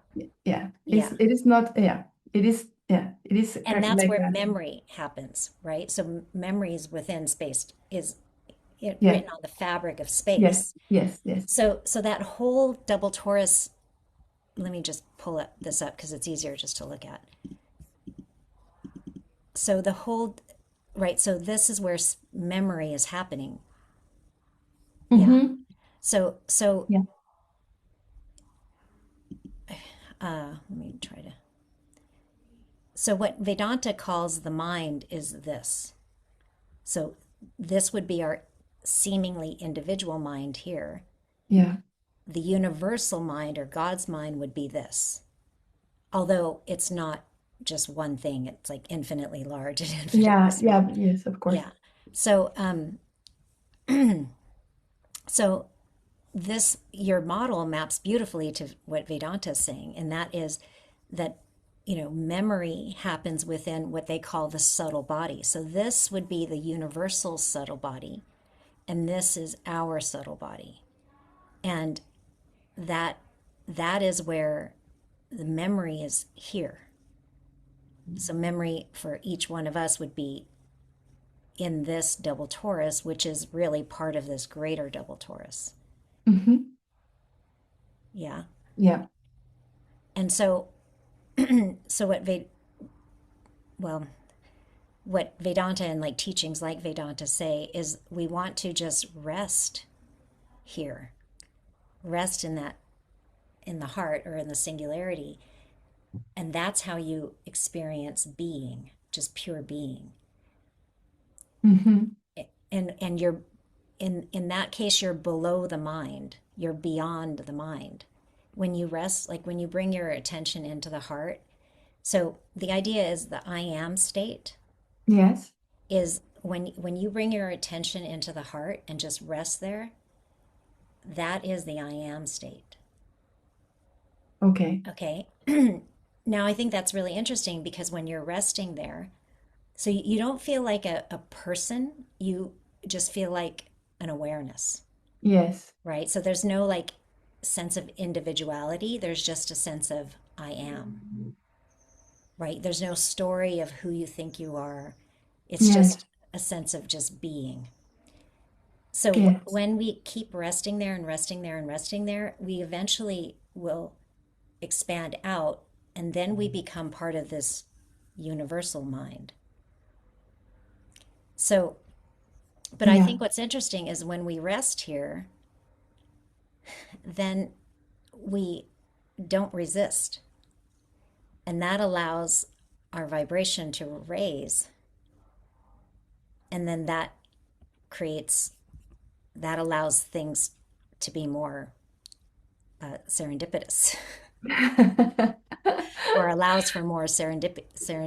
serendipity, right? Yes. Yes. For more, yeah, resonances to come along. And it Yeah. feels like it matches with what you're saying. Yes. Yeah, It it's seems like close. yes, yes. I should have got more into ancient teachings. Yeah. Yeah, that's okay. We can do this again too if you want. And maybe if you have slides. But really quick, why don't we go to the website? Oh yeah. Okay. Okay. So we don't have that much. Okay. So here you have it. This is the home page. And here I explain a little bit what quantum of consciousness is, because all this is based on that work on the quantum of consciousness. Okay. So basically, the platform has this section of memberships and the courses. You can become a member, and if you become a member, you can have access to the first course, the basics one, which is basic concepts in classical, modern, and unified physics. So it's just to get warmed in the topic, and if people is interested in going deeper into that, because the courses in physics are really very like directed into the unified field theory. Okay, so it will tell you from the start what are the things that are not working well with modern physics, how they have been dealing with some inconsistencies, that they are not small inconsistencies, and how can you move forward with this other framework, which is the unified theory from Nassim and the International Space Federation. So you have this, so it's kind of separated, because if you're a member, you can have access to the first course, and the other ones are available, but you have to buy them, or Okay. you can just buy the courses and not become a member. If you buy any course, you'll have the bonus one, which is the first one for free, Okay. which is included as a Do you want membership. to click on explore Yeah, courses? Like for instance, well, you have the first the memberships, which is you have this core membership, which is you pay that monthly, so you're paying that on a monthly basis. Now we have a discount of 25%, like for until we start the courses, which is in a month. And then we have the continuum membership, which is just the whole year of membership, and you get an additional discount, like 1 month less. Okay. So that's what you get. And you get, in both of these cases, you get the course basic concept of unified physics, of all physics, modern, unified, classical. And then if you go to courses, this is what you have. So here you have basic concepts, which is the one that is included with the membership. You have modern physics, which is loading. There you go. You can see just by the image that it's a division. It's modern physics reality divided into quantum mechanics and general relativity, which is basically what happens with in modern physics. No coherency between the two scales, no? So you can see this bridge like breaking. And then you have the third course. I'm going to change the order here. The third course would be an integrated view of reality through unified physics, the holographic universe. Okay, so this is going into Nassim's theory from mostly on the first articles that he made together with William and Amira Baker.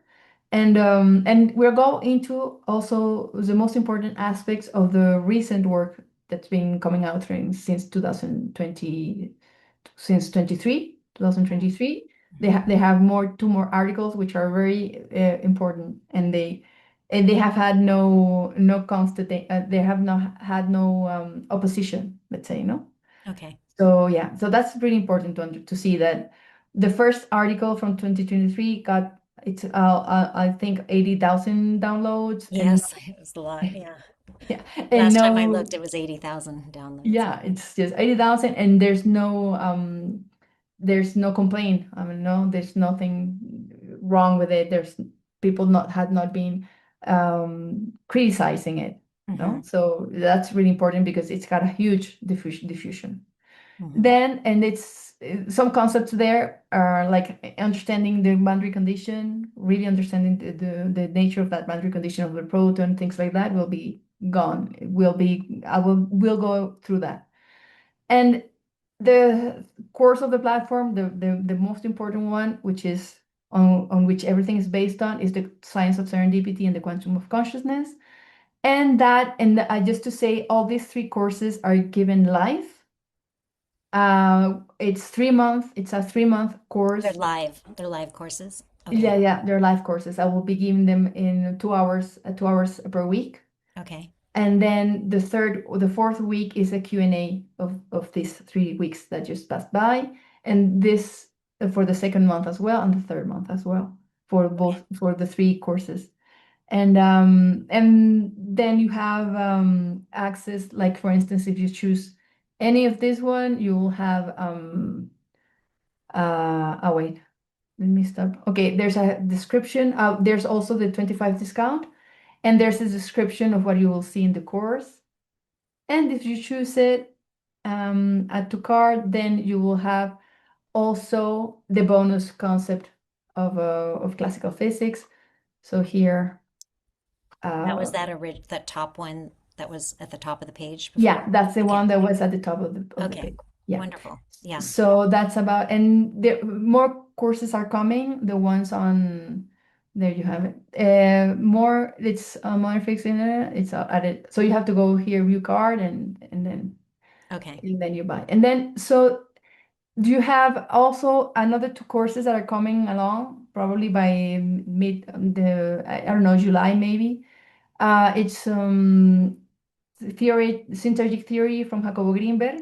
So basically, it's unifying the holographic framework, the generalized holographic theory from Nassim, and the synergistic theory. Both are unified through the quantum of consciousness, because I saw that there's a direct link from that spot. Okay. Yeah. Yeah, so I will be teaching that from that perspective. And there's another one which is talking about consciousness technologies and UAP phenomena. That's also probably Oh, coming. wow. Okay. Yeah, that will be the last one. Yeah. Wow. How Probably exciting. Yeah, I don't think this for this year it will be available, but we will see a little bit of technology in the quantum of consciousness because really have to understand what a coil is, Mm, what a coil really is, and mm-hmm, so and that goes deep into consciousness technologies. mm. So we will see a little bit of that. I don't have the program here of what we will see in each of these courses. I think it's not loaded yet, but it will have a description also, not only the description, but also, let's say, all the topics, the items, like step by step of what we will be looking at. So that's about the courses. Of course, you have the about section. Who are we? About me as well, the quantum of consciousness. So you have a description of all these items. Um, about Serendipia Science. Here again, you see the courses. You will see about me or about the quantum of consciousness and meet the team also. So you can, let's say, dive in, no, Okay. stream the web page, and you will see all of that information, resources, section, education, and events also, no? And you can subscribe at the end. We could have put the pop-up window to subscribe, but if we thought that was really very Obnoxious. yeah, it's intrusive. So Yeah. yeah, so well, just if people want to subscribe, just go Down at to the each bottom. page. You could go at the bottom, you can subscribe, and then you will be up to date with all the information that we have here. So this is the team, and Matthew Chin, which many already know, and our CTO, which is Alex, and all the people have gathered. That's another serendipity, for instance, the people that came along, Uh-huh. it's not like I went and looked for them, like, oh, come and help me out and let's do this together. It's just like it was already like on the own, it's the unfolded of the enfolded, like Mm-hmm. it was all happening already and it just manifested.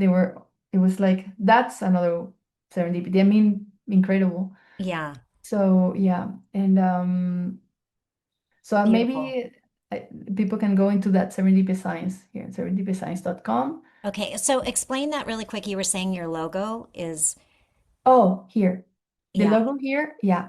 And you were So saying you, earlier, yeah, go ahead. yeah, yeah, yeah. So you will see that there's, maybe you don't see it so directly.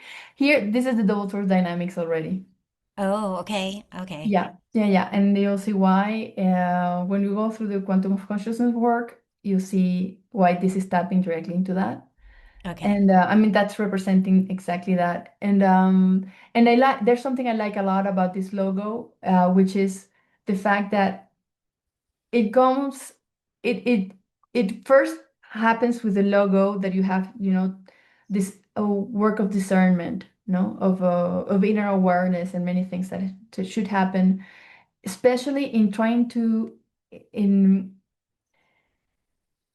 in being what you really are and not what others expect you to be, no? Mm-hmm. Finding your true essence, let's say. Mm-hmm. And that's kind of an internal work that makes you fall like it trims like the field so that you can It pur um like purifies the field. yeah, like it trims your field so that your heart can really express itself. So it's like going from all this uh knowing of who you are, discernment of who you are, like, and finally, because you start there and you forget that you start there. So it's like all this process to go back to your heart, you Yes. know, Yes. all this process that you have to go through to go back and there you go, there you Yeah. find it. You find out your purpose. You start there like a diamond, like, but it's not let's say expressing its all its potential, Mm-hmm. and Yeah. then you have all the life experience that it has to go through that you have to go through and in order to really rediscover your heart, because you're giving it for granted when you come to birth. Of course, children are so, like, but there are many things that have to work on. They come from a much hard place, of course, but They can be really mean, they can be really cruel, there's many things that they don't know themselves. They're just pure heart. That knowing process that comes along. Yes, they Or haven't been trained out of it yet. no, it has Right. not been, and it has not been. And so yeah, so this is basically representing this logical part. This is also like the brain representing the logical part, the logos, the logics behind, and this is like the emotional part, no? What unfolds, which is basically um Like the inner expressing itself. Is that what you yeah, mean? like the Yeah. inner expressing itself. Yeah, it's Yeah. through resonances and through your heart. And yeah, so it's kind of trying to balance both aspects, like Hmm. we have this mind which has a side which is rational, which is trying to understand in a logical way, that remembers and that gets many times stuck in things that are not so helpful. And there's also the emotional part, which can also get very stuck in things that are not so helpful. Hmm. Where are those things crossing? When do they meet? Where they are not meeting? It's this whole dynamic which makes reality so complex, because you have to see what things are like. You don't have to. It's not an obligation. It's more like an internalization, a realization. Like you get, whoa. So you see, it's the crossing of both things, the crossing of both, the intersection of like when, and that's what Greenberg theory is also about. When you have the synchronization of both hemispheres of the brain working in high frequencies, like synchronized in high frequencies, then the whole brain enlightens, Yes. everything enlightens. So Hmm. why do we have? So that's it. That's what I'm saying when I say to know the totality, you need the part. These parts are contributing to the whole, but they have to be synchronized in such a way that the totality has the experience of Hmm. the totality, not Hmm. of the part of the totality. It's like if Okay. the totality cannot have the experience of the totality without the parts. Right. That's why it is so paradoxical. Yeah. And The and one is the all so and the all are the one. yes, Yeah. exactly. And so there you have it, that this is why it's called Serendipia Science, which is another way of connecting the two hemispheres of the brain. Because you're saying science, well, scientific, rational, da da da da.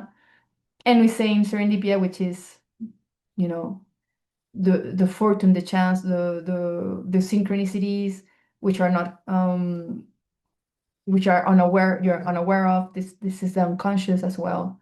So you have the conscious and the unconscious. So many, many, many reciprocals, would say Zach, or complementary opposites are being weaved here, are being So that's the power. Complementary opposites is kind of like the power, the paradox. yes, Okay, it's it just is. another way of saying paradox. It's exactly that. Yeah. Exactly that. And everything is that. Everything is a paradox. Yes. And exactly. And everything is a paradox. And you have to live in the paradox Yes. where the magic happens, Yes, you exactly. know? Beautiful. I mean, I would love to do this again and have you talk about Grinberg's theory and then Yeah. bringing it. And do you have that somewhere? Do you have a discussion, like a video or a podcast that you've been on that you've discussed it? Yeah, I had them in some of the sessions and the Q&As we had with ISF. No, basically with RSF. I have one in Spanish. I also did. I have some of them in Spanish, which would be a problem. Then we would Yeah. have to translate.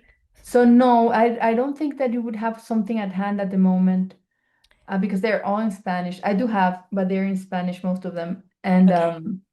yeah, Yeah. yeah, Yeah, if you would want to do that again at some point, yeah, if that interests you to yeah. talk That I about would, that. yeah, I would love to maybe further on. Okay, yeah. I'm sure Yeah, you're yeah, busy. yeah. Yeah. Sure, sure, Yeah. yeah. Because yeah, this has been amazing. Okay. I would love to do that as well. Yeah. So the live course for the Quantum of Consciousness starts the week of May 5th. Yeah, that week. Okay. It depends on the language, because I'm also launching it in the three languages. So Oh, well. yes. Yes, yeah. So the now we are in the coming soon page of Spanish and French. That will come by the end of probably the same day, 28th of April would be the launch of those two languages. And then because it's important to stimulate other languages as well in this work. And then I would have to go through that. So Tuesday, Wednesday, and Thursday are different languages. Like Tuesday would be for Spanish, Wednesday will be for English, and Thursday for French. Okay. And like that for the 4 weeks, no? And So the I take it last you're week, recording this and then you're yes, going to make those online yes. available. The Okay, people that are perfect. not available at the moment, Hmm. like to take the live course, will have the recordings, of course. Okay, They will have the beautiful. recordings and yeah, yeah, of course. And yeah, and I don't know for how long I will giving this live because once I get the other courses, I won't have the time to do all of that in 3 languages. Yeah. So I think this is basically happening only for this first year. So we should definitely get in while it's Yeah. live. Yeah. Yeah, because after that it will be recorded. I should say that more Yeah, often. Yeah. Yeah, yeah. maybe sure.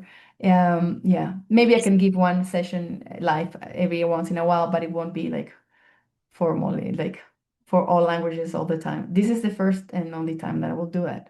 Okay. Yeah.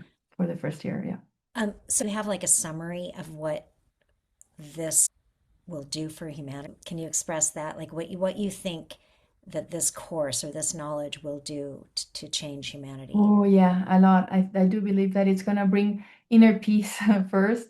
I think many things are gonna have are there. I think there's a lot of neurosis.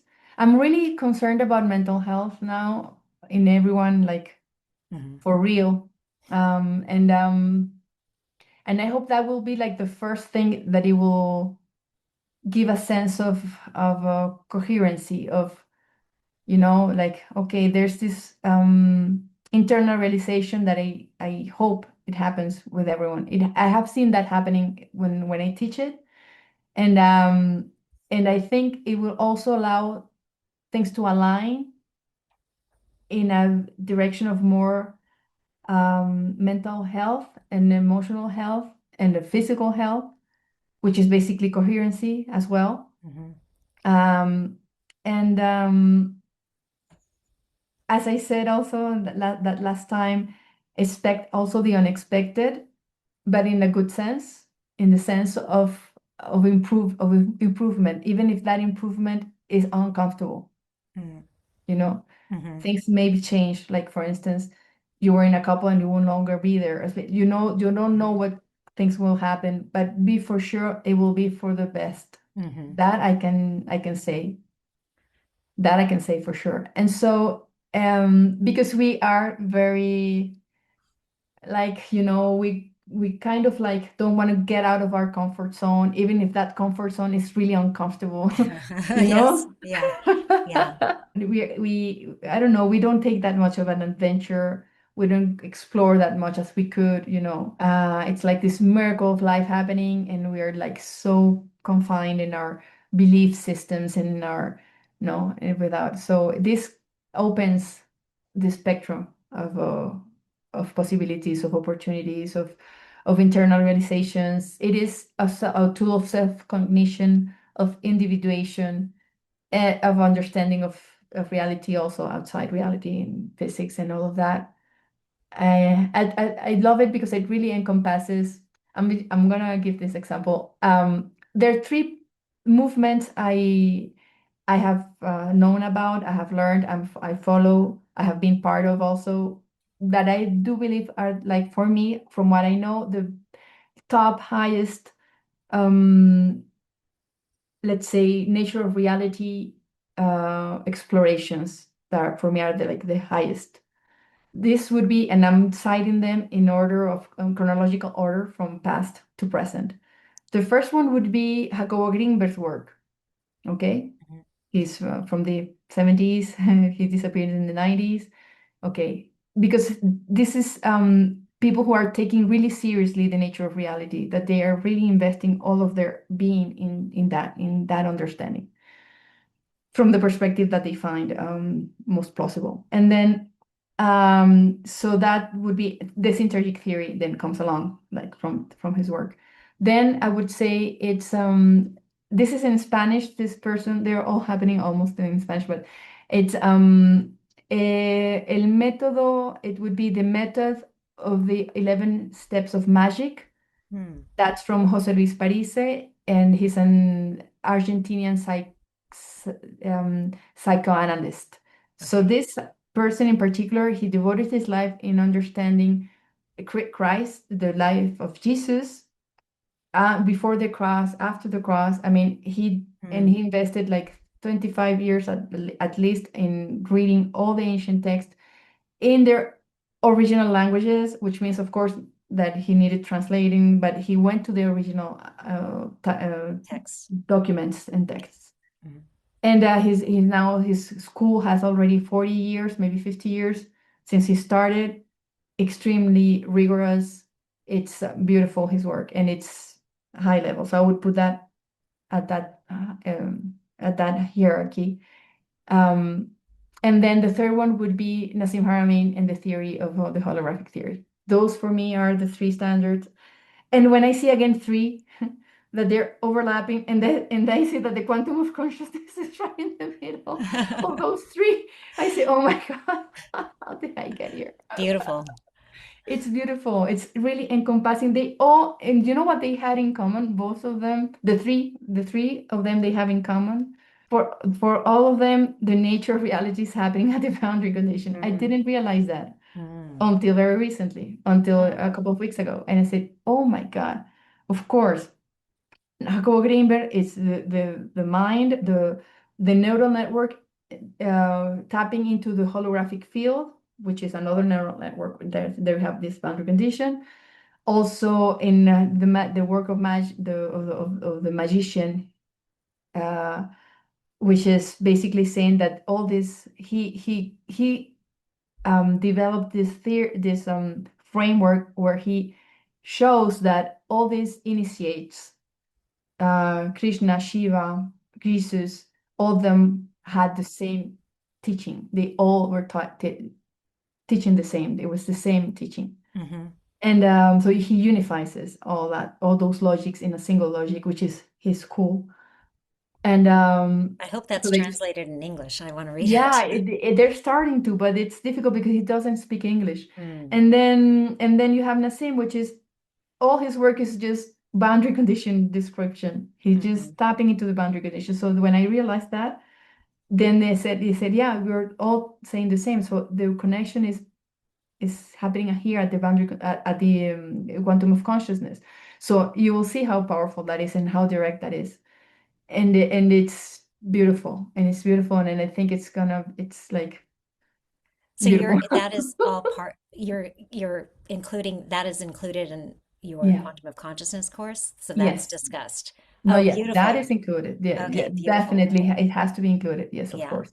No, it's Okay. beautiful. The course is beautiful. It's Okay. beautiful. Yeah, And I can't wait because it's yeah, I mean, everything I've been studying and yeah, yeah, and I think that the piece that what I've recognized is that the piece that was missing. So when I had that experience of feeling at one with the field, my hand went through the wall, and then a little while later, my body, I felt this rush of energy shoot out from my chest, and my whole body turned into light. Like I felt like a light being. yeah. And my Hashimoto's disease, and I had a shoulder injury, it just disappeared instantaneously. I could stretch my arms and legs way beyond their limits. I felt like a Oh, light being. And so it was a spontaneous healing, Kundalini rising, but I felt like light. And after that, Inez, I could everything was bouncing. The whole universe, like the trees, I could feel the trees breathing. I could feel the air, like could feel waves of energy in the air. yeah. My brain was buzzing the rest of that night, extremely fast. Like it was just like Oh my energy God. was moving, bzzz, like this, from front Yes. to back. And then I could take in enormous amounts of air. It was like the air would just go right through me.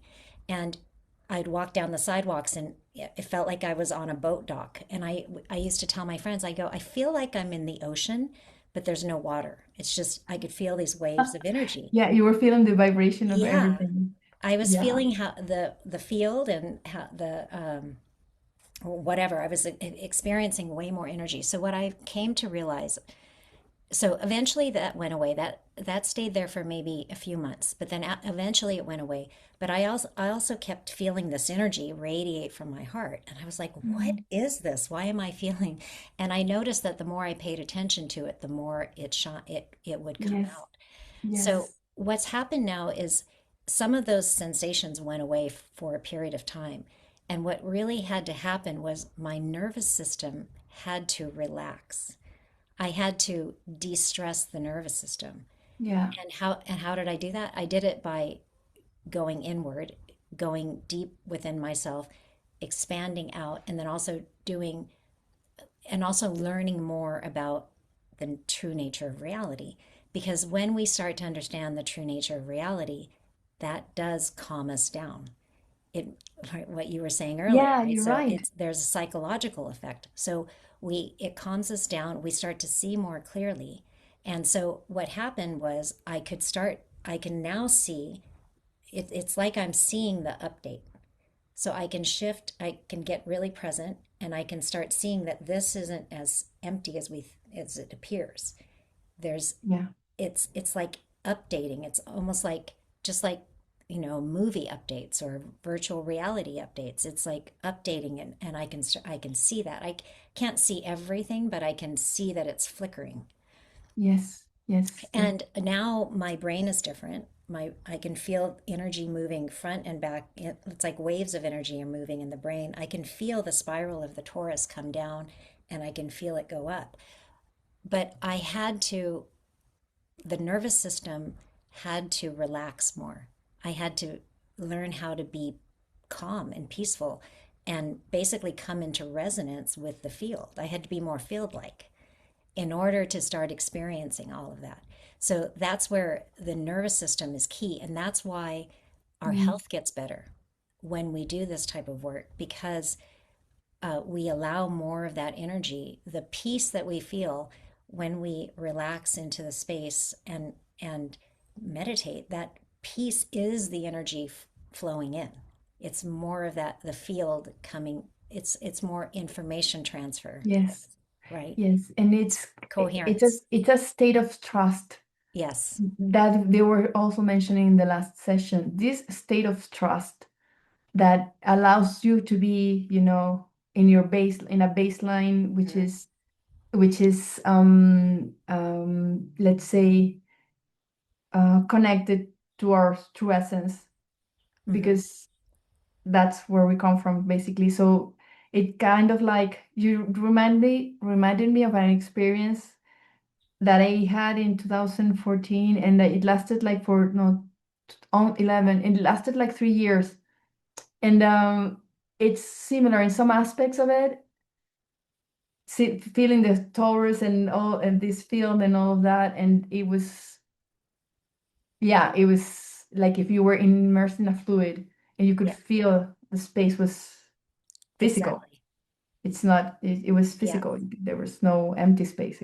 Everything was physical, which is interesting because you Yes. tend to see that it's not of a high place if it's not physical. It's, how Yeah, these dialectics exactly. are contradictory. No, no, no. Yes. It came totally realistic, totally physical for me. It's It's substantive. substance. Yes, That's what exactly. I tend to say, that this is a real substance. This is a Yes. substance. It's a And you can start mechanism, feeling it. You and can you start start feeling feeling it it, when we start like paying attention. exactly when you start paying attention. And it is true that when I realized that I was having that feeling, it would amplify. When I Yes, was exactly. focusing my attention on it, it would amplify enormously. Yes. And yeah, and it's like the fishes realizing the sea Yes, they're exactly. That's swimming I in. always use that analogy because that's Yeah, exactly. And yeah. so, what happened for me is all that went away. But as I kept doing these practices and kept understanding reality, then it came back. So now to me, the universe feels so alive. Like I'm constantly feeling like just like everything's bouncing and alive. And the other thing that I noticed too, Inez, is I understand why we feel localized here.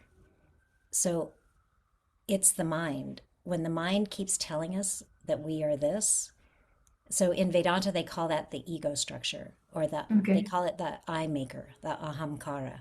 Mm-hmm. So I think you would really like Vedanta because it has everything defined clearly. So, um, so the ego structure is the sense that we are this separate self, and so it keeps self-referencing. So it's Yes. kind of, and it's related to the default mode network, Yeah. right? So Yes. when we are continuously self-referencing, we that localizes consciousness here. Yes. But as we let go, that's why in meditation, in the default Could network. Oh, go ahead. Can I, because that makes make me remember that part of this experience was that I'm translating in my terms. If Hmm. you had a ego series, let's say that your ego is first you in interaction with yourself, then you in interaction with the I don't know, your parents, because Hmm. this is the first one. That's a second layer. Then you in interaction with your sisters, brothers, and you in interaction with your I don't know, your couple, and then you in interaction with your friends. And so these are like it's a series, like where you go and interact at this scale and then go back, and then go interact at this scale and then go back. So what I feel that they could refer to as the ego is when you stay at the first order term, which is just the first interaction with you with yourself. But when you are enriching your interactions through all these other boundary conditions outside of you, yourself, your notion of you expands. So it's you see what I'm saying? It's not that from what I felt, it was not that my sense of me was disappearing. It was incorporating much more, Hmm. of Yeah. what because I was still in awareness of this coordinate system, Hmm. but I could feel deeper the awareness of other coordinate systems Yes. Yeah. as my own. So I could say that I could feel like this resonance in more vividly, Hmm. which is what you're saying. You're feeling the resonance with everything. Hmm. So, like Yeah. everything is alive, everything is resonant with you. And yeah, Yes. as you get aware of that. So I like a lot that image of this series of the ego. I would call it like first order term, second order term. We do that a lot in physics of Uh, expanding any relationship and interaction in terms of the degree of interaction and of the elements that are being taken into account in that interaction. If you sum everything and then you have the wholeness, but it's happening through this coordinate system, which is your experience as cat or yes. mine as Ines, and but that's all feeding back into the field of this huge universe that needs these all parts Yes. to feel the totality. Yes. Then I get that same answer, like yeah, it goes through that. So does that relate to what you're saying? Uh, yes. Well, okay. So where I was going with it is when we stop self-referencing. Hmm. So if you bring your attention into the heart and go into the I am state, and then keep surrendering into that state, it's kind of you then expand out. Hmm. So we want to identify the part of the mind that keeps self-referencing. Yeah. And when you can objectify that part and let it Hmm. go, then you expand. So then you can start to experience yourself not as this, but as the field. Mm. So that's like what I experienced. I experienced part of it that night because I was the space. I was no different than the space. I felt like I was the space and everything was appearing in me. Yes, So yes, it's yes, yes. the analogy in Vedanta that's used a lot is we think we're a wave on this ocean, right? This Yes, invisible ocean. So we identify as the wave, but we are really the ocean. And so yes, so when you can identify the part of yourself that keeps self-referencing and release that part of yourself, then you expand into the field. And so you become more space like. You yes, of actually course. feel more space-like. So it's to me that part, the I maker, in Vedanta they call it the I maker, the one that says me. it's an identity. Yes. It's an ego structure. So a lot of people think ego is just the negative aspect of our personality, but the ego in Vedanta is the one that thinks it's a separate individual, the one Okay. that identifies as the body. But really, all the body is a collection of energy, a collection of photons, right? A collection of Yes. the Planck spherical units. Yeah. That's all the body is. We are the, the field that's producing the body. So Yes. we are, you can expand your awareness so that you experience yourself as the field and not just the body. And Yeah. then as the field, knowing who you are as the field, infinite awareness, or one with God, then then you can choose how you want to express through the physical body. So that is the state of I and my Father are one. That's when you really, that's the understanding of when you really understand that I and my Father are one, meaning the Father is the greater Mhm. field. Yeah. So, Yeah. so it takes time to release that part of us, the ego structure, the I maker, because it's so we have a lot of momentum there, thinking that we're this individual.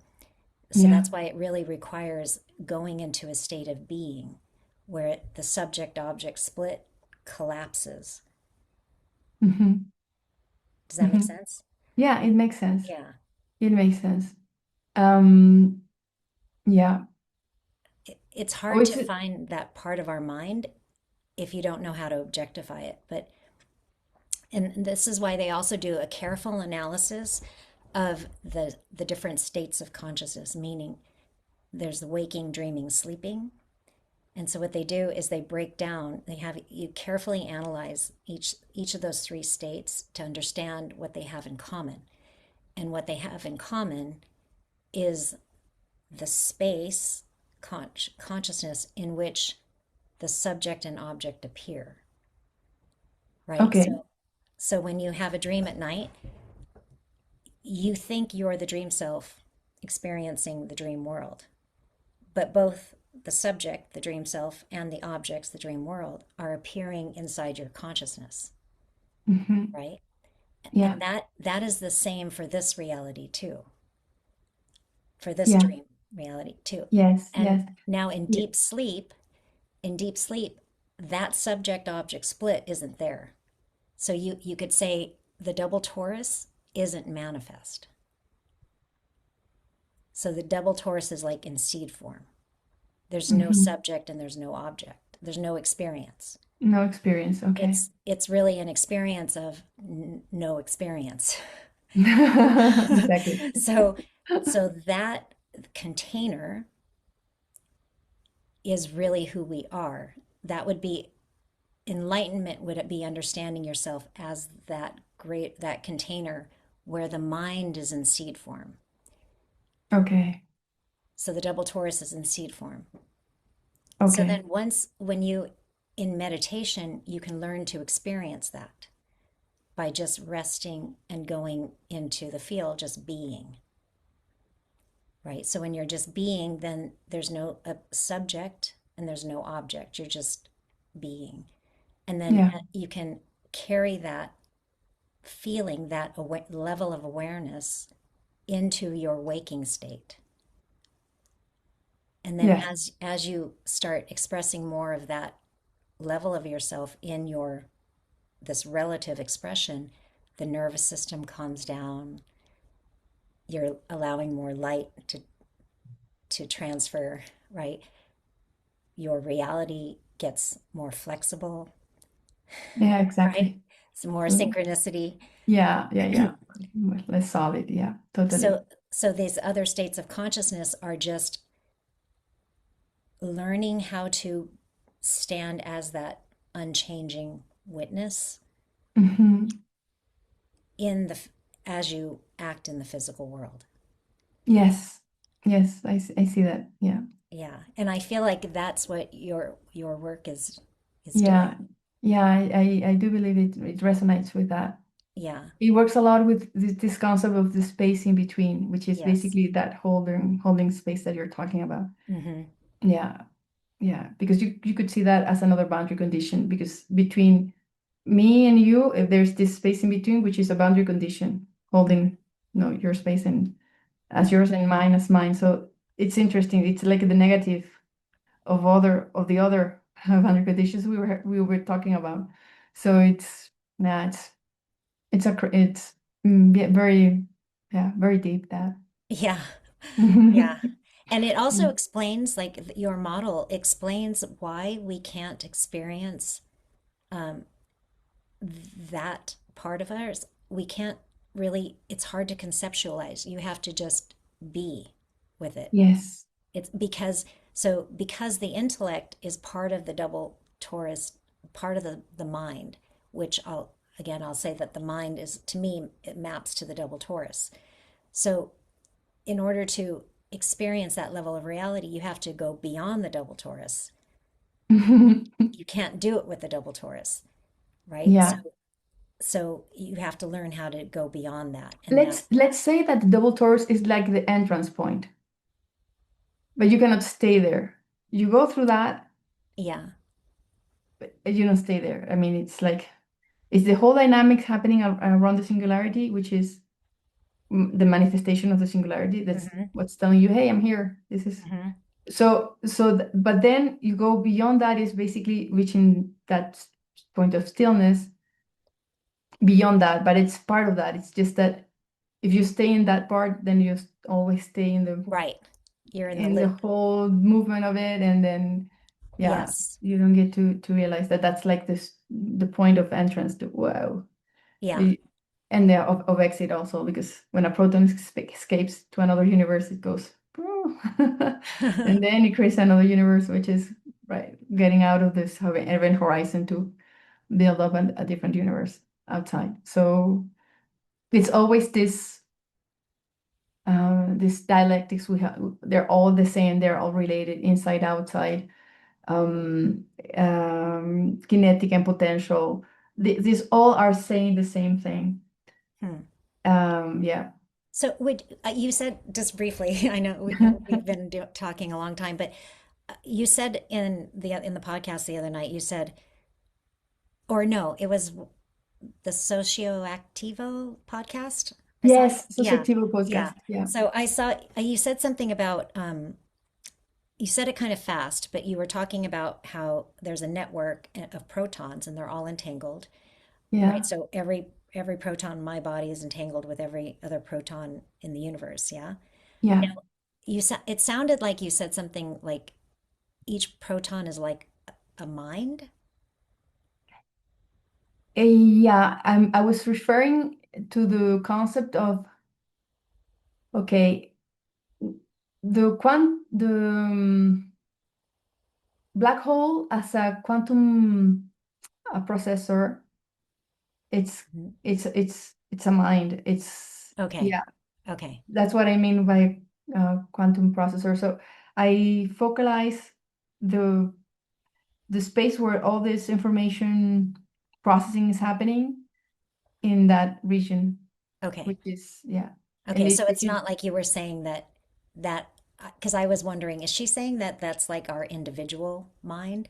Like oh a, no no no no. Okay. yeah no no It's it's more a quantum processor. yeah it's Okay. kind of like they're yeah processing information all like Okay. to create a mind. The mind is delocalized in between all of that. You could Between, say it's also a mind. You could say a proton is a mind, but not my mind. No, it's the mind of the universe at the scale of the proton. okay. That's what I would say. Okay. And I'm the scale of the universe at the size of me. I'm the mind of the universe at my coordinate experience system. Okay. So You are the mind, we are each one of us as humans are the mind of the universe at this scale. yes, yes, Okay. Yes, that's what I'm saying, that we are, and I think I say that in the video of the pre-launch when I say that we are at this that sweet spot, which is the boundary condition at which the universe experiences itself at the human scale. Okay. Okay. Now, would you say that like the solar system, that's another boundary? Is that a mind? Yes, That's yes, also a mind. So yes, it's just yes, of it's course. all mind. Yeah, it's all It's all mind, mind. Okay. all mind. Okay. And but now is a solar system a mind, like is it like a sentient being like us? I do believe it is, only that uh, what we call, like, for instance, emotions is interesting, because for me emotions, I got to have this experience. I think I shared it at some point with you guys, that it brought me to a coordinates in space-time. It brought me to a feeling, this feeling. I could identify it with a place in space and time, like a position, a place, a coordinate. Oh, Like, as every coordinate in space-time has a relationship with with all other coordinates of space-time. A particular organization of that of those relationships, the way those relationships are happening differently for each point, is what I associate to a different emotion. mm, So okay. it's like if an emotion is a coordinate system Oh, in okay. space-time. Okay. Interesting. Yeah. And Hmm. yeah. I'll have to think about that for a while. Yeah, yeah, yeah. Uh, So that's why if you can travel through space-time, the places that I guess you will go to are guided by your emotions. So mm, that will take you to a different coordinate, okay, that makes you sense. know. Yeah. Yeah, because it's your state of being is determining what's showing up. It's determining the relationship between all these reference points. I Okay, have a concept of consciousness, which may sound a little bit complicated, but it was really very useful when we were doing the Shintergy experiments that I was doing at the time with um, a person who worked directly with Jacobo Greenberg, which is Jose Luis Bueno, Shin. He has his own methodology, which is called Shintergy, and we were probing that methodology. And I already had in mind this concept of consciousness, that suddenly it became very, very clear. useful for us, because the concept is the concatenation of reference frames of observation, or quantum of consciousness, that when reaching a fractal condition coalesce into singularity. So that's my concept of the collapse of the wave function that we express in quantum mechanics. This quantum of core of consciousness, which are the PSUs, you could see this as well, when they coordinate, when they're concatenated in a fractal relationship, and this has to do with the way they are coordinating with all other, how their relationships are coordinating with all other relationships. So that's why it's so complex. When they reach this fractal condition between them, they collapse into singularity, and they create objective reality. That this would mean that consciousness has a gravitational signature, that gravity is consciousness. Hmm. And that would also mean that then you should see this reorganization in the structure of space-time happening, because there's this conscious state that is reorganizing, that is reorganizing the structure of space-time at this region, and that you could probe through gravitational signatures, which is what happened. We had changes in weight, dephasing of chronometers, light distorted. We will also talk about that. 1 week of the course of quantum of consciousness is only on that, on experiments and all that happened during those sessions. And so that was for me a confirmation that because I needed an operational concept of consciousness, something that could be operative, that we could, and that was the best that I already had because of my work in the quantum of consciousness. So I was trying to understand how a black hole can be fractal. How is its fractal structure happening? What is it that it's coordinating in a fractal relationship that allows for this? So at a certain point, what this is telling you is that everything is creating it's creating relationships, and those relationships are always fractal, but the fractal that they define will be different because not because they all will have particular fractals that they will be coalescing to, and that will create very different realities. So I won't be able to see that other reality because it's in another resonance state. I won't see it. Okay. So that means that here in this space, it's all realities happening, but they are not in resonance to Right. my experience because I am in a fractal, which is a particular fractal, which is the concatenation of reference that collapsed into this reality.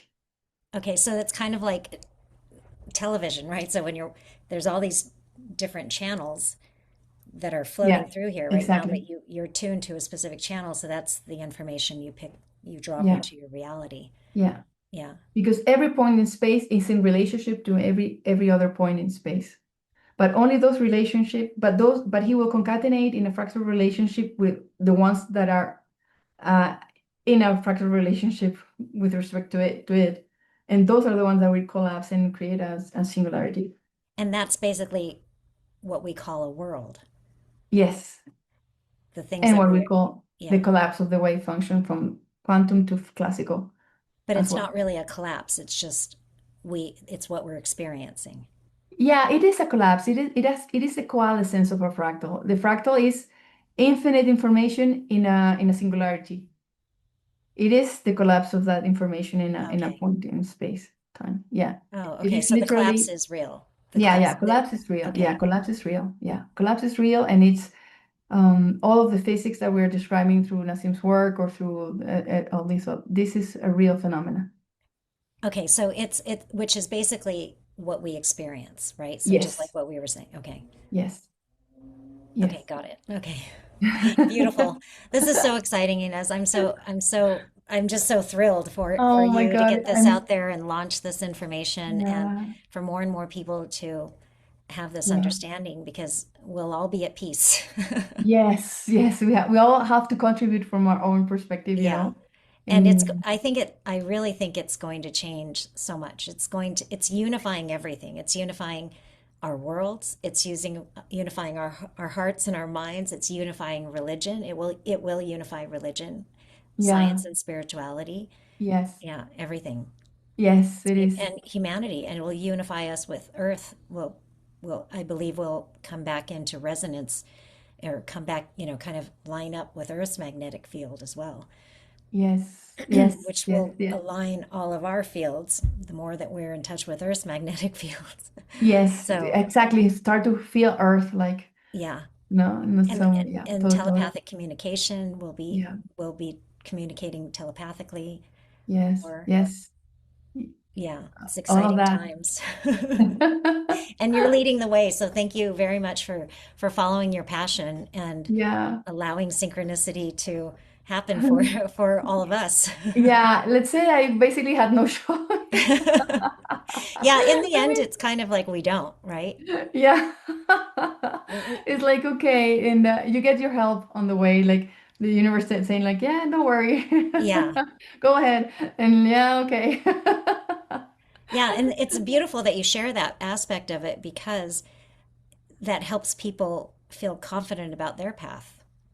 Yeah, because you don't have to idealize this.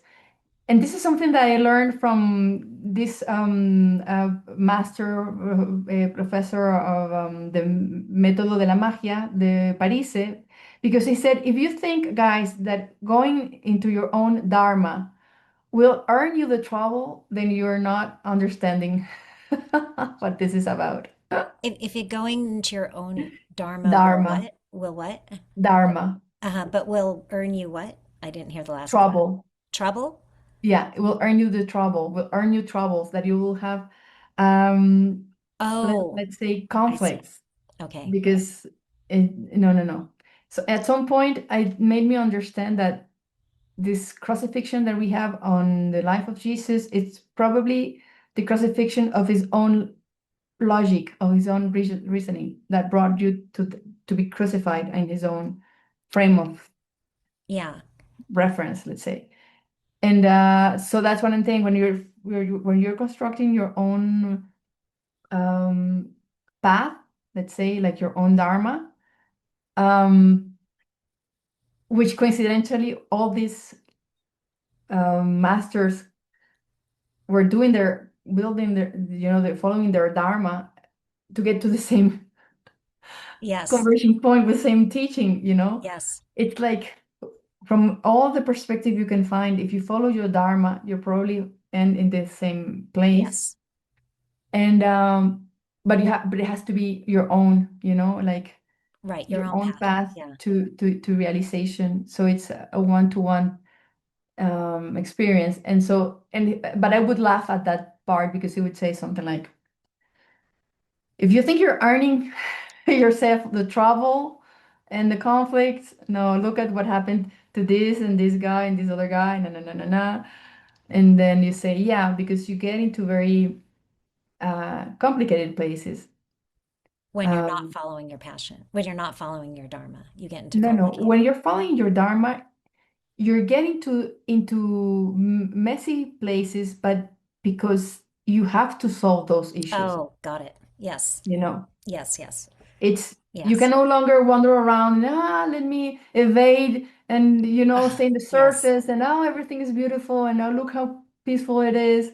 No, no, you'll find the real demons. Yes. And that's when it gets messy. So Mhm. if you think you can take this way, this path, because you're gonna earn yourself the trouble, then that's not going to happen. Right. That's Yeah. not going to happen. Vedanta It's has a saying about they're basically called vasanas. There's these tendencies, belief systems, and we have to reintegrate those, mhm. align them back to the truth. So, yeah. Yeah, exactly. So So yeah, many so paths basically say yes, yes, same thing. They exactly all the have same. that in Yeah, common. yeah, yeah, Yeah. yeah. So Beautiful. yeah, that was I don't remember why I was saying that, but that's something that I really made me laugh. Like I say, okay, because you were saying that the universe will tell you, yeah, so Yeah. that people feel confident that they can follow their path, but also know that far side the it's how I see it is like, and that's one of the reasons why I feel so respectful of Nassim's work, because it's the figure of Nassim, the way he interacts with nature, for instance, the way he exposes himself to very extreme sports, for instance. You know, Mm-hmm. if you're climbing solo and you go and swim with the dolphins without any tanks and then you're getting into a level of interaction with the reality that is way beyond any normal being would do, Mm-hmm.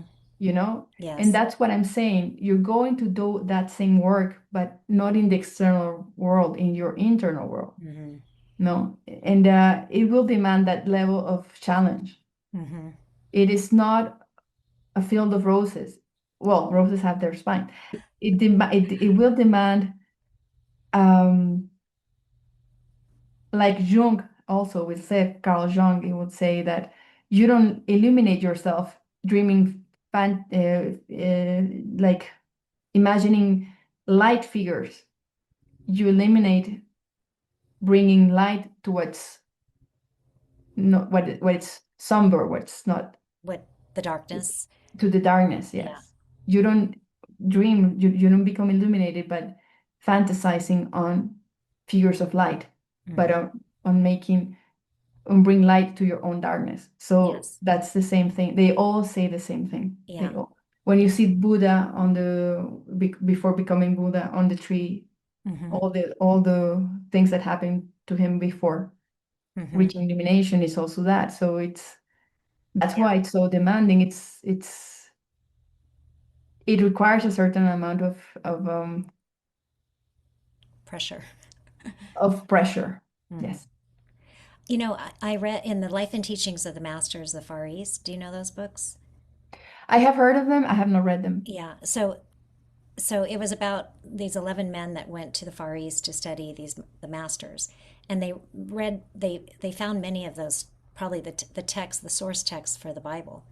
But anyway, they experienced these people who were living hundreds of years but looked like they were in their 30s, who could Mm. teleport, who could manifest food in front of them, who Wow. they were in the Himalayas and there was no source of heat, and it was 40 degrees below zero outside, and there's no source of heat, no source of light, but the room was lit and the room was warm. And yeah, so Whoa.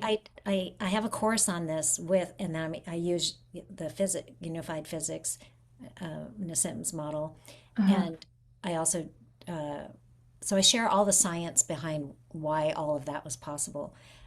But in there, Jesus actually comes and speaks in the same body he was in when he died. So they say. Uh-huh. And he shares that. Well, actually, I don't think he shared this part before he appeared in the book. Someone else was talking about him, and they said that he actually chose the crucifixion. He chose to experience that part of reality, those frames of reality, because he wanted to prove that the body isn't as real as we think. He wanted to prove what matter Yeah. actually was. So that's why he actually chose the crucifixion. Yes. You So, see, it's kind of like, yeah, yeah. And I've yeah, had conversations with William on this about uh, how it's possible to regenerate the body from the field. yes, yes, Yeah. totally. Yeah. And the work that is about to, I'm not sure if it's already published or not, but when they show that the Planck vibrator, which is the Hmm. Planck oscillator, Hmm. how can it coordinate with other oscillators, which are and create molecules, and so you can see everything, all biology emerging from the field Yeah. with this coupling the springs. It's like you have springs that are coupling to create these other structures, which are what we call an atom, a molecule, and then Hmm. and so on. So it's literally happening like It's that. possible. Yeah. Yes, Yeah. yes, it So is. what I've grown to understand is that we have to learn how to kind of become one with the field again. So we have to learn how to shift our identity to the field so that you know Yeah, yourself as the field, or at least at one with the field, so that then you can activate the blueprint. Because the blueprint in I the life and teachings of the masters, they call it the mold. They say the mold is always there because they were explaining to these scientists how people could just drop their body in one place and pick up their body in another place. um, They were verifying that, these they were like maybe 500,000 miles. So they left part of their team in one location and sent the other part of their team in another location, and then this team recorded when the master disappeared here and when he appeared here, and it was like 10 minutes, and it was hundreds of miles. oh my God, Yeah. how amazing! So then they And talk that's about all it. in the book that you're Yes. telling me. Hmm. And also, what they really refer, you can see they're referring to the toruses too. They say these units are at all scales. They repeat at all scales. They Oh say my this in God. the book. They say that, God's sea is a sea of these, tiny particles, and it's Yeah. infinite. And they talk about they don't talk about the heart too much, but they do say that once you recognize it, it's unlimited. It will always be pressed upon you. And that's what I felt with the heart. When I feel it and just let it shine, it doesn't stop. This energy Mm. just radiates from my chest and it does not stop. Now, that's not just in the chest, but the strongest point, I talked to William about this. He said the greatest coherence with the field is in the chest, the point of singularity in the chest. Now, I don't know if you know this, but uh, what's his name? One of the great Vedic sages, Ramana Maharishi. Have you heard of him? No. Okay, so I don't know what year he was alive, but I think anyway, he one of the great Vedic sages. He said the spiritual heart is. He says it's the seat of the soul. It's where the true self is, and it's one finger's width to the right of the sternum. Okay. So the sinoatrial node, which is in the right atrium. So most of the heart is to the left, but the sinoatrial node is in the right atrium, which is just slightly right of the sternum. And Okay. that's where William said that the action potential, so the action potential, he said that the action potential that initiates the pumping of the heart is right there. Oh my God. So he Joe. said that's a candidate for a point of singularity within the human body. Yes. And he said that's why we feel, because I was telling him when I noticed that when I bring my awareness to the heart and I love the feeling of it, I said, when I notice that I love the feeling of it, it it amplifies. It Yes. so and he said it's because of the recursive feedback. Yes. You're creating more coherence. So what I could think of as energy transfer from the field into, Yes. You're amplifying it yeah, because it's the same word says it. If you're in a love sensation and you're loving it more, you're even the yeah, language is in its fractal structure is telling you that yeah, you're recursively iterating and amplifying. yes. And Yeah. then what I also noticed is the more I love it, and if the more I love the space around me, like it's like my boundary condition is softening and expanding. Yes. Yes. So, yeah.